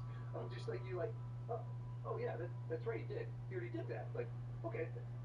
Now that he's here, that's easy. That's already resolved. And even kind of the broken formula for the Green Goblin, they're like, Tobey Maguire's like, I've been thinking about that. I can do that. And you can see Tom Holland's like, I want to kill him. I don't want to cure him. I want to kill him. Like, for everyone. And just all these little moments. Ned asking Tobey Maguire, like, hey, do you have a best friend? Like, yeah, he died in my arms after he tried to kill me. Sets up, it lingers on this moment as Ned's like, let that soak in just a little bit. And then it pays off that moment a little bit later where Ned's like, hey, I'm a magician now too. I'm a sorcerer now too. I can do magic. Really? You can do magic? That's amazing. And he goes, I'm not going to try and kill you. Great payoff to the setup earlier. And then just that tagged on little bit of Andrew Garfield like tapping on the shoulder like, nailed that moment. It's all that stuff. It's just so fun to see these characters, their banter, their interactions, and their different experiences, their different information that they have from their different universes, and figuring all that out. Like, where they linger for a little bit, where they realize, like, wait, you don't have web shooters? It just shoots out. You're like, yeah. And they're fascinated by this, and they ask all these uncomfortable questions, and it's perfectly awkward as they do all of that. So just really, really nice stuff. And also setting up some of it, a lot of heartfelt moments about Andrew Garfield, the loss of Gwen and what that's meant for him, but setting up a moment later on in the actual final battle. So there's not a ton to talk about here, except it's just great to have this stuff. And from there, let's kind of move into our final battle. And so they show up at the Statue of Liberty, which is being renovated to add Captain America's shield, which is kind of funny. And there's a nice detail that in this week's episode of Hawkeye, and if you haven't seen, this isn't a spoiler, but a throwaway line of dialogue in it is someone says, you should go see the new Statue of Liberty. They say that in Hawkeye, which takes place like a year after, because it's supposed to be 2 years after Endgame, and No Way Home is like 1 year after Endgame.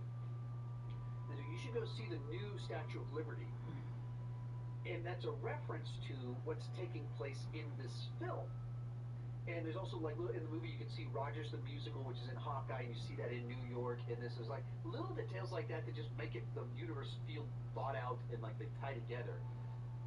But so, they go to the Statue of Liberty, tell all the villains where they're going to be at, and the villains want to get this box so that MJ can't push the button.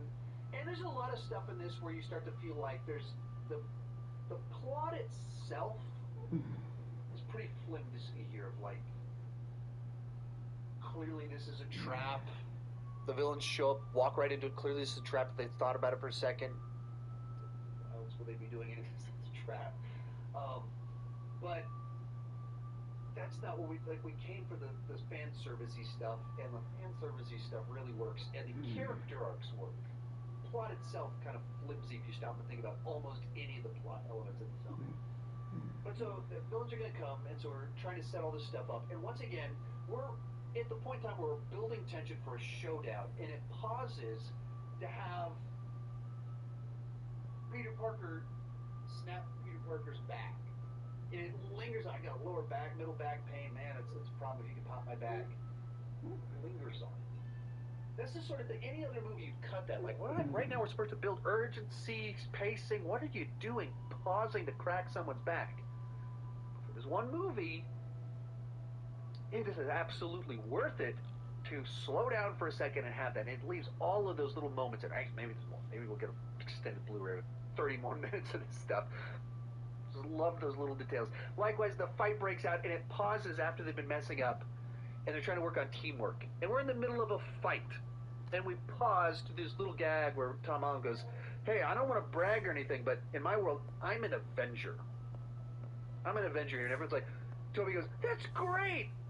What's an Avenger? Is that a band?" Sometimes I feel like the whole history of the world is just boys playing dress up, That would getting not into be cool. fights. But for this one, that is exactly the little stuff that we want.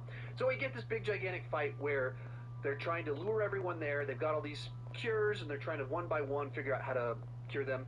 And so all sorts of shenanigans taking place. They start curing a couple of them, and they once again kind of come up with like contrived scenarios in this of like the way they got there was through Ned doing a portal, but he doesn't know how to close it because he doesn't actually know how to do this stuff, and so the portal's open.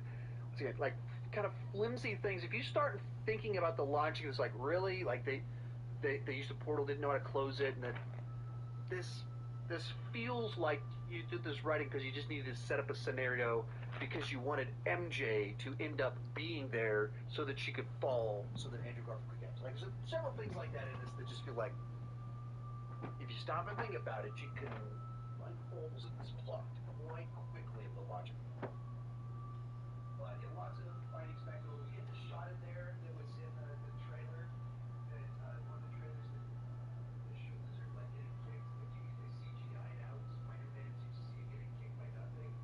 And as it turns out, that was Andrew Garfield.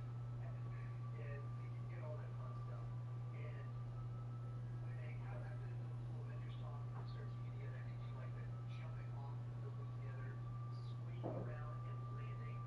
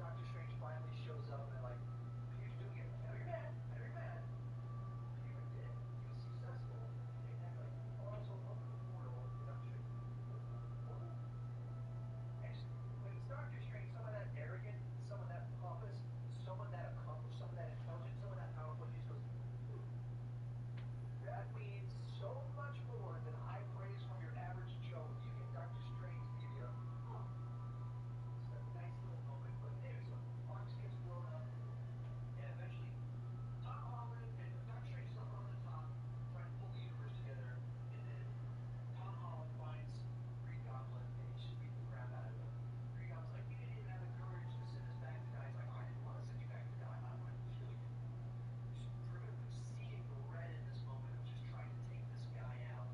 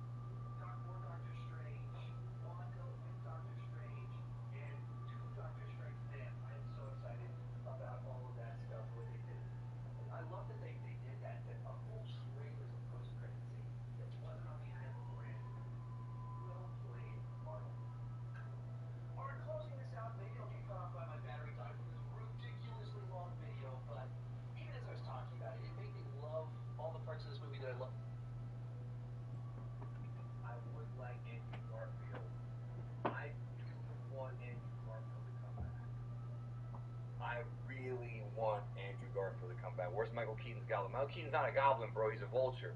Two different characters. Andrew, I think when it comes to Andrew, bro, I think Andrew caught a bad hand. Because I think, my opinion, only my opinion, I think Andrew really, hold on, this thing is, let me refresh this real quick, because this is all completely jacked up. And it's not you guys, it's YouTube. I think Andrew, because the Amazing Spider-Man movies didn't get any love, I feel like Andrew Garfield just, he got dealt a bad hand, you know, having to live off of the Raimi trilogy. But I like that he came into this movie, had a good sense of humor, did not like, you know, bitch and moan. He was very happy that he was involved, and he kind of made fun of himself, you know, with the pep talk where Toby's like, no, dude, you're amazing. That was kind of like meta. That was kind of like him, you know, seeing that, yeah, like, you know, I am pretty amazing. Because Garfield did do amazing. He was great in this movie, and I wanted to see him more. He's still young. I would love to see an Old Man Peter storyline with Toby, but I think Andrew still has that third movie left in him. And it could be a good one if they have John Watts or somebody like that direct it.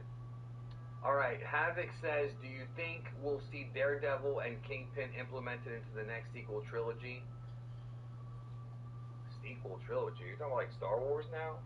Black Cat's potential love interest. I think, are you talking about, like a Spider-Man sequel trilogy?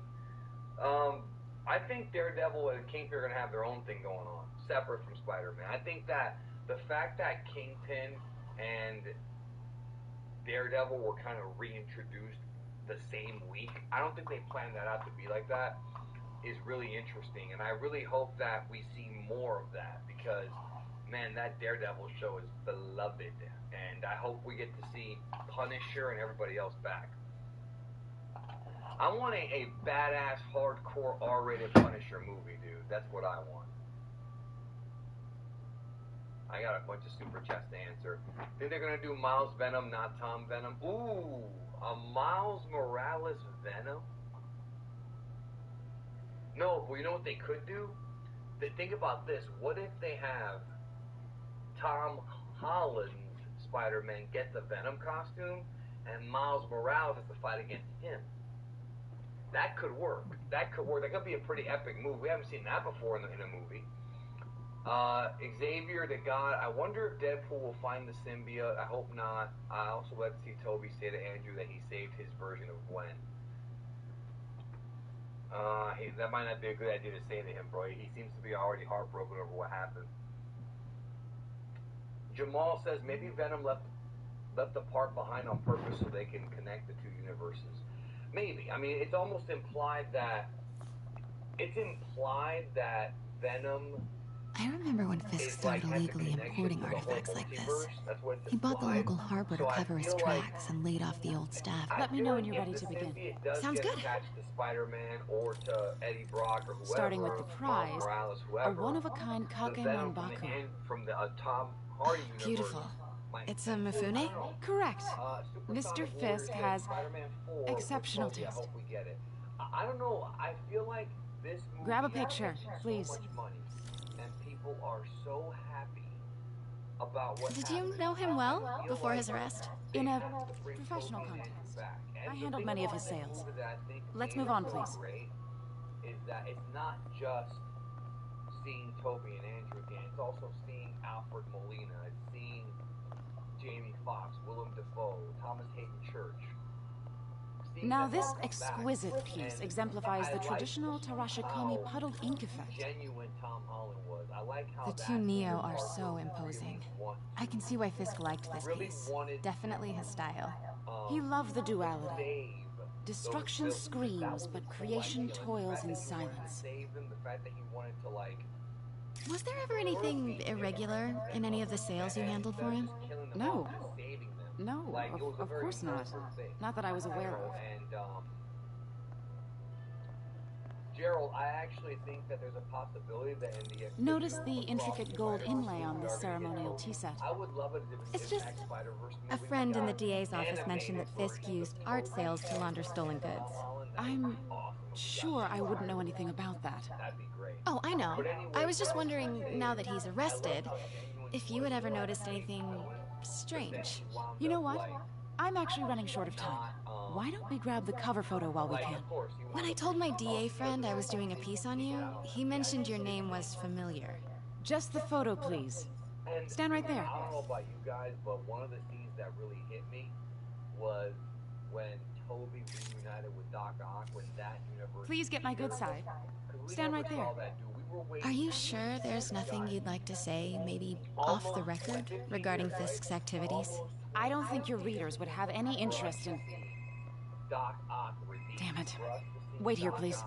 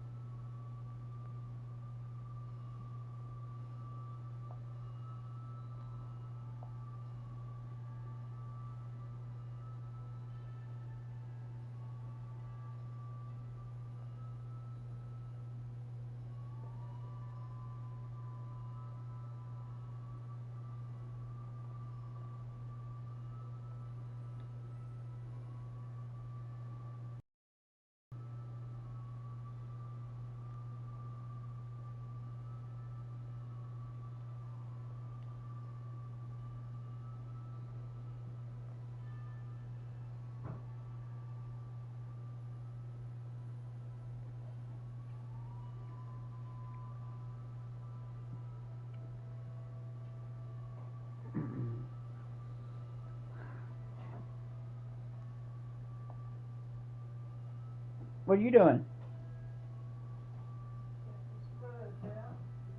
Oh.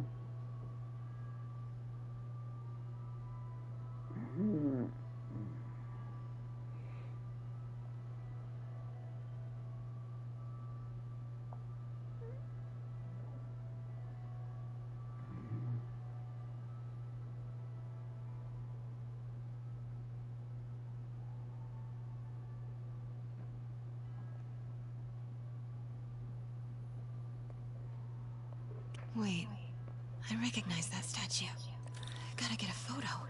That shouldn't be here. Hello? Craig, I'll call you back. My dear, I think it's time for you to go. Oh, could I use the restroom real quick? Fine. Follow me.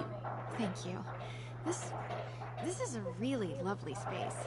It is. And this will be the last time you see it. The ladies is around the corner. Be quick. Of course. Be right back.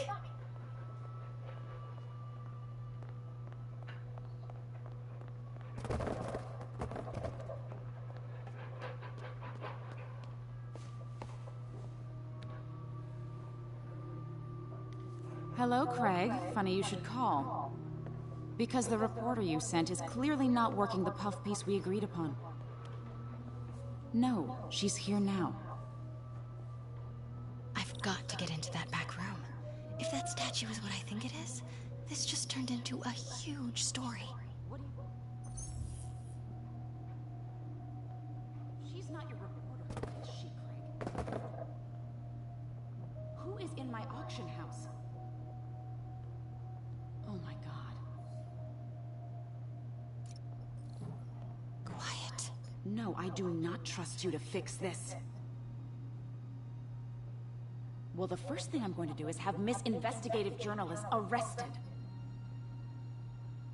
And the second thing I'm going to do is collect your head, Craig. Dang, she's pissed. It is most definitely a threat. Uh-huh.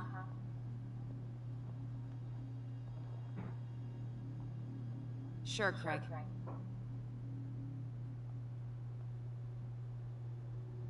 Right.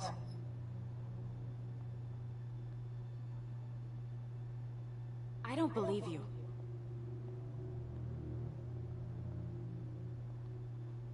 Uh-huh.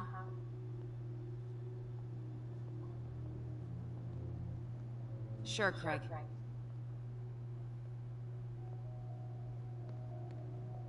Right.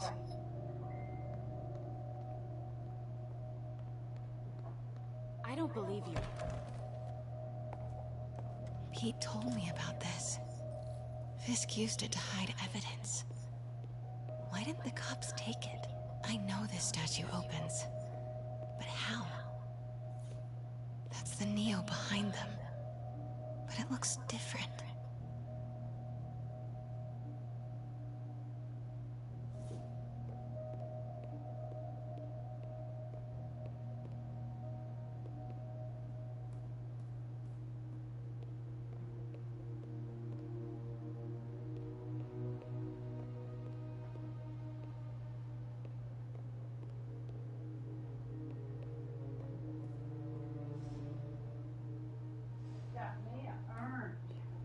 An orange. Oh, orange. Okay. Are they good? Well.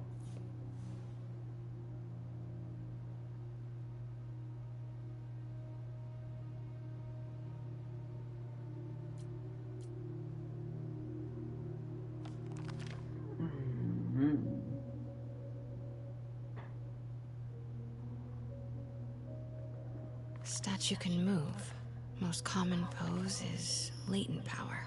Mouth closed, left arm down, right palm facing forward.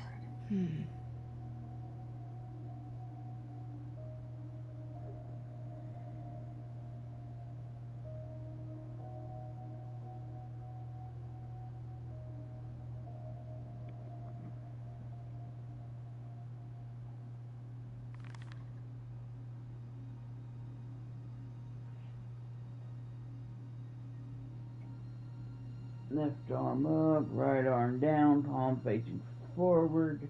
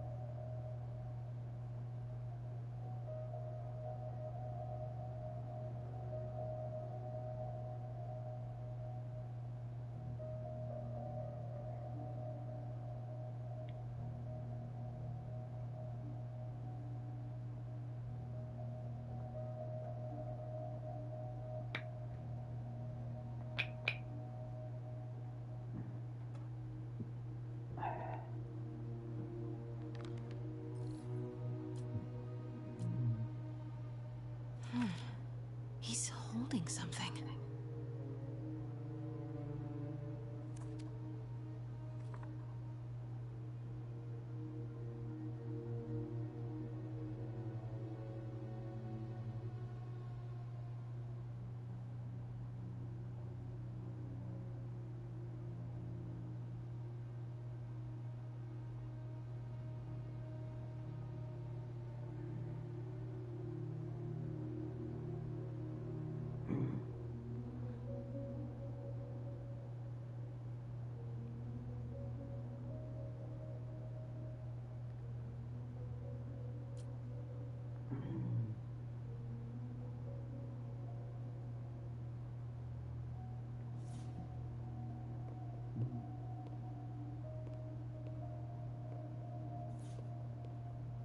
She certainly is cozy with Fisk.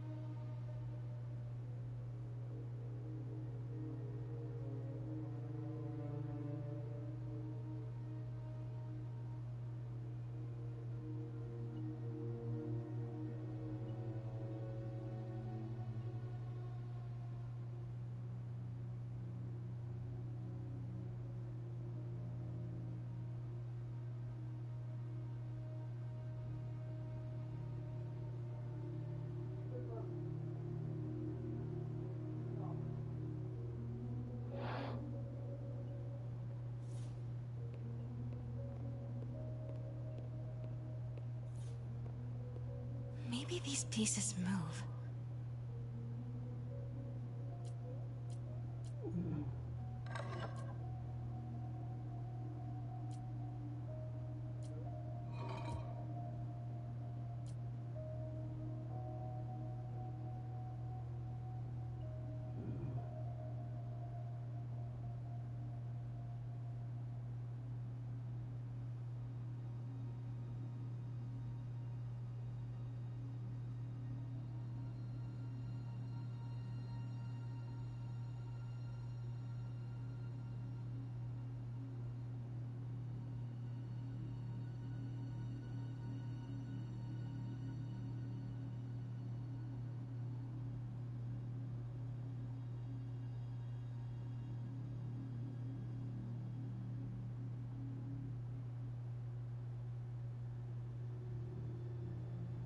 Maybe I should close the mouth.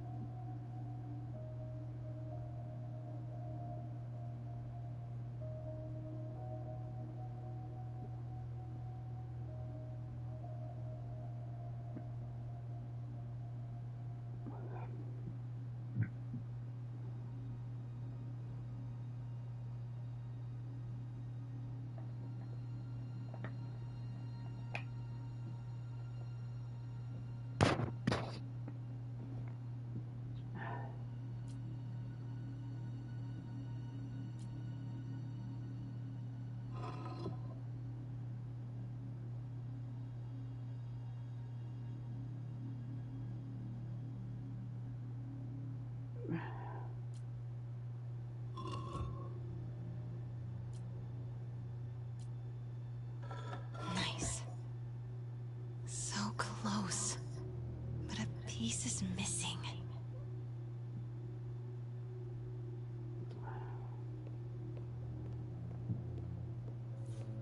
I've seen these before.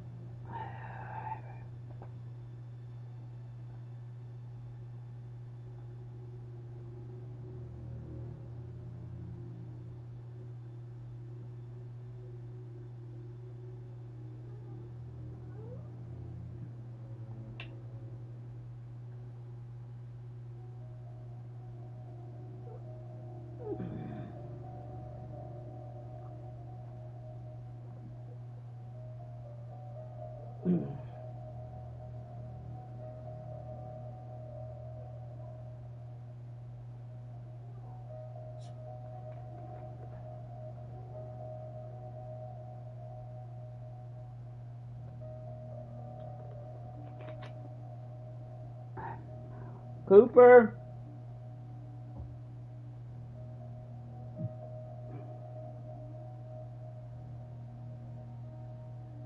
Cooper.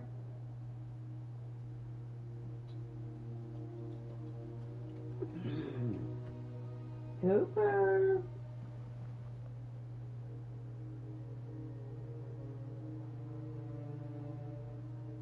What you doing, huh? What you doing?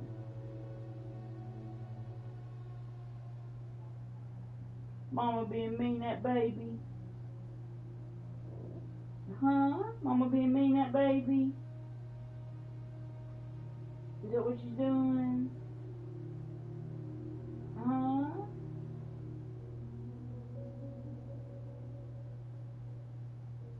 Mama being mean at baby?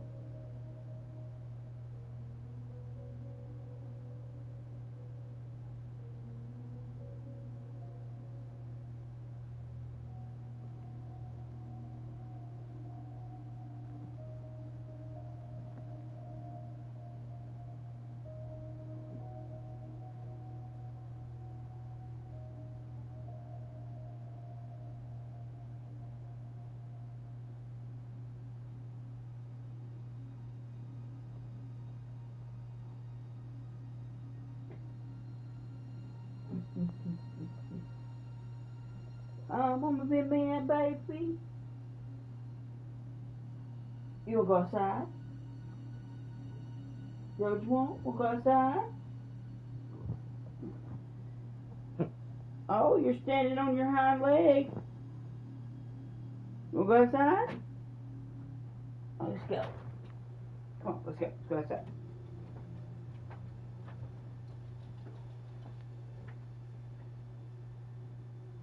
Well, now, Cooper, that's not outside.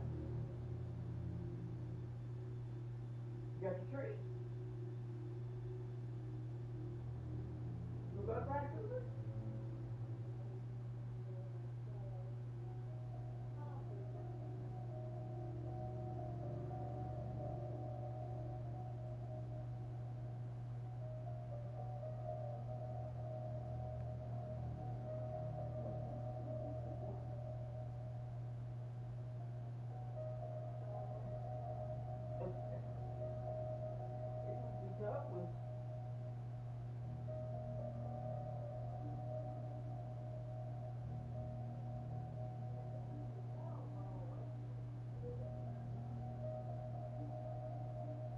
Yes, it is.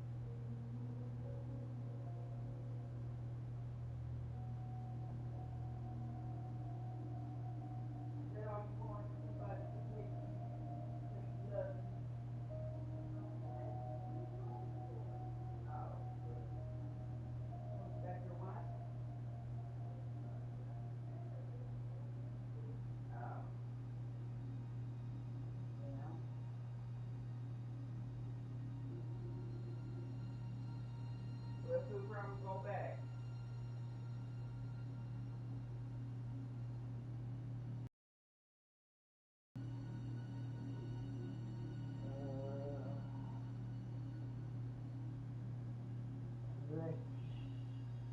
Let me see.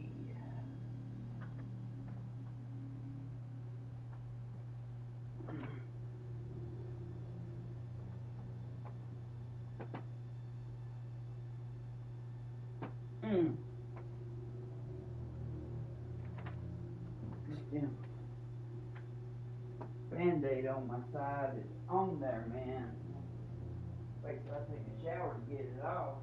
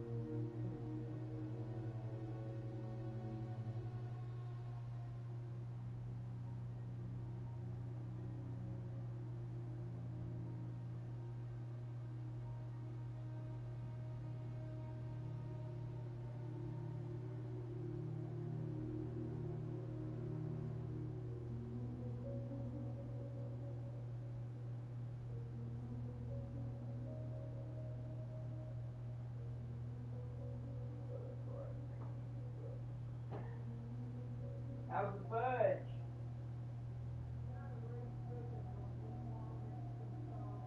Oh.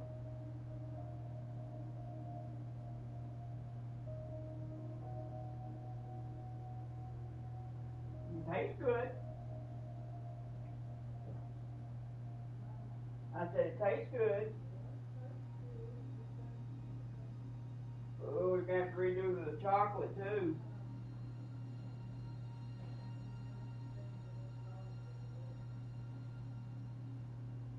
Guess you just didn't beat it.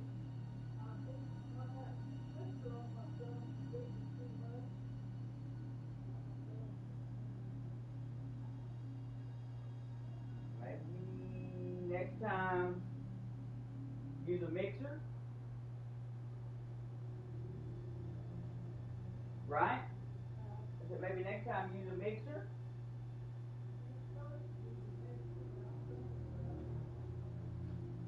Why ain't you supposed to use a mixer? I mean, that's what you do when you beat it, ain't it? Oh, really?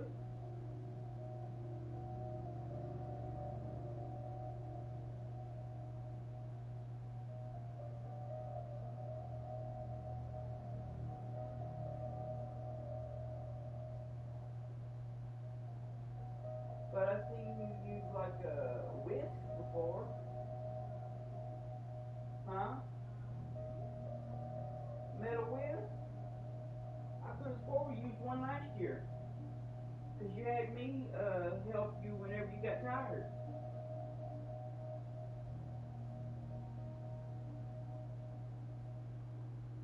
I don't know.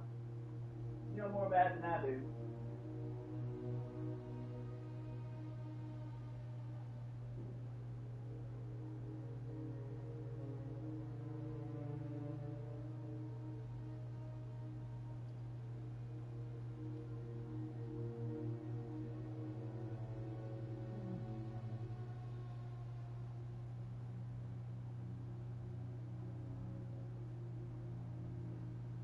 I couldn't think of anything else to get besides the sweet stuff that I got.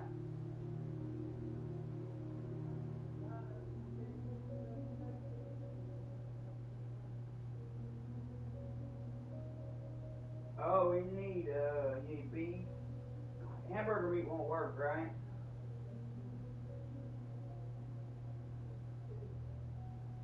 Like, yeah. Were you gonna make it homemade or just? Cause they put it in a jar. Stewing carrots. Well, you need what? Cube steak or what? Stack to make beef cubes?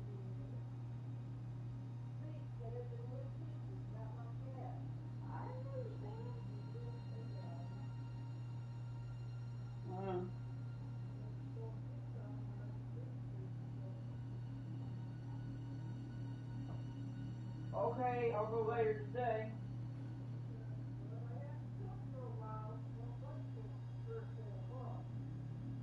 I won't. Probably go around 1. That'll be okay?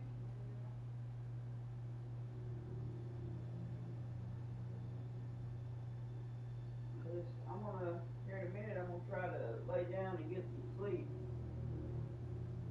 A couple of hours, maybe.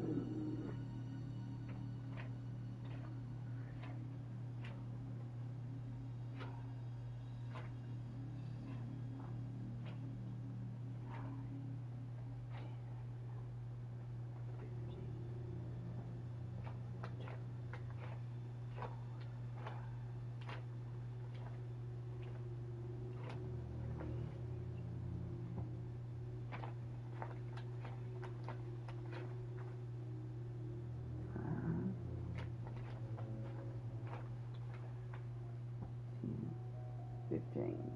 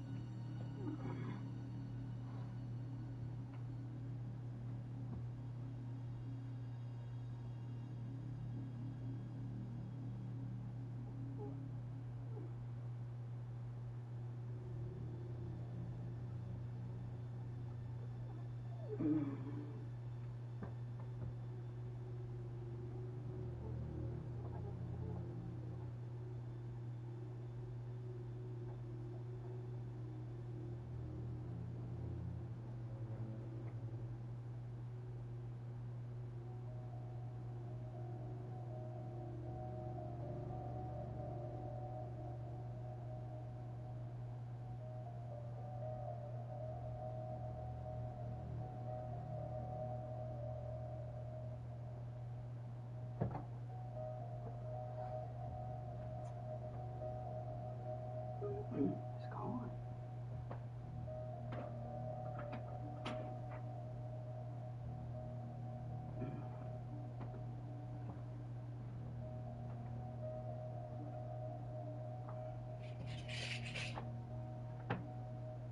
My piggy bank is full. Man, I need to go empty it. I've been putting, but I can barely fit any more change in here. I've been putting it on my black game and movie stand.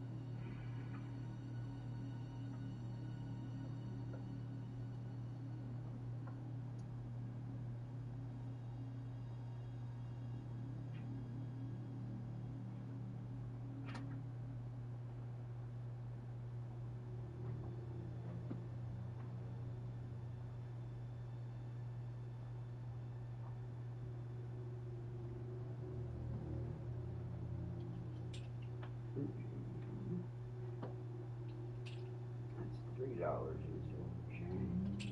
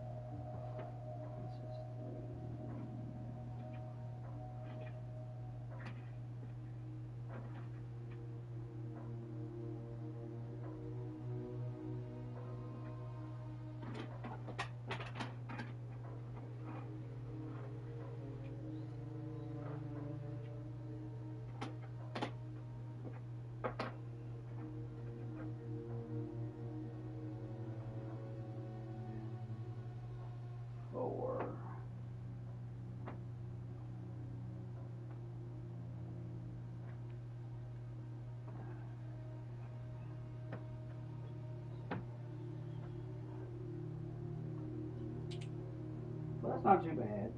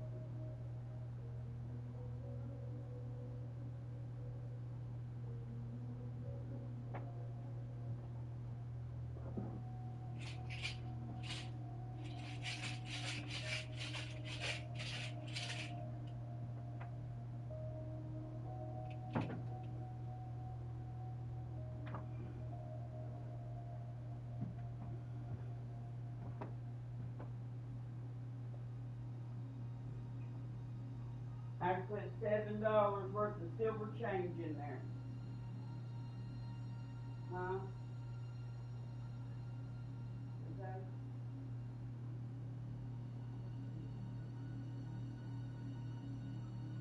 Go ahead and talk to mine.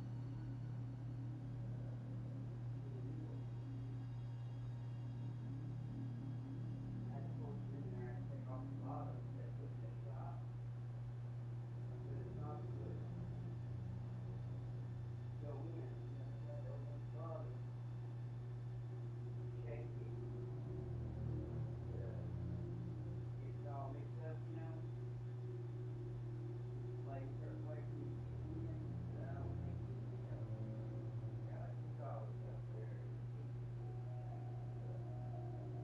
The little compartment where you hold your sunglasses and stuff under the in front of the gear shift.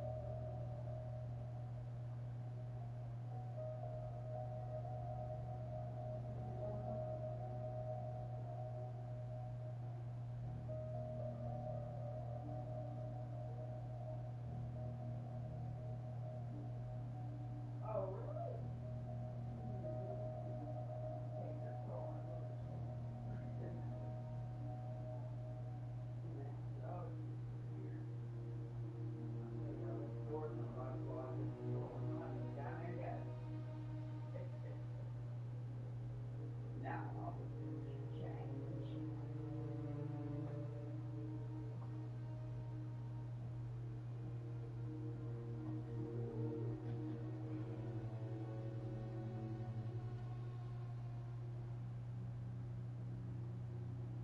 I don't usually have any change because I don't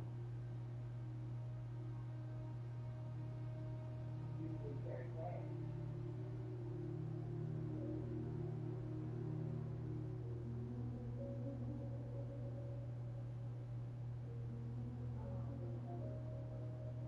Check from GameStop this week. I guess it'll be on Friday. They'll get it.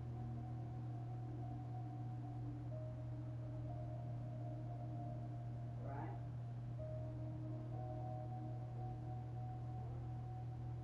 So I'll get a check from GameStop this week, but it'll probably be on Friday. That's when I got my last one. Oh, really?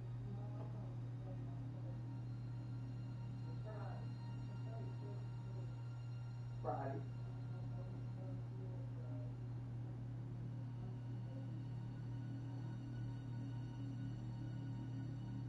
Also, mine was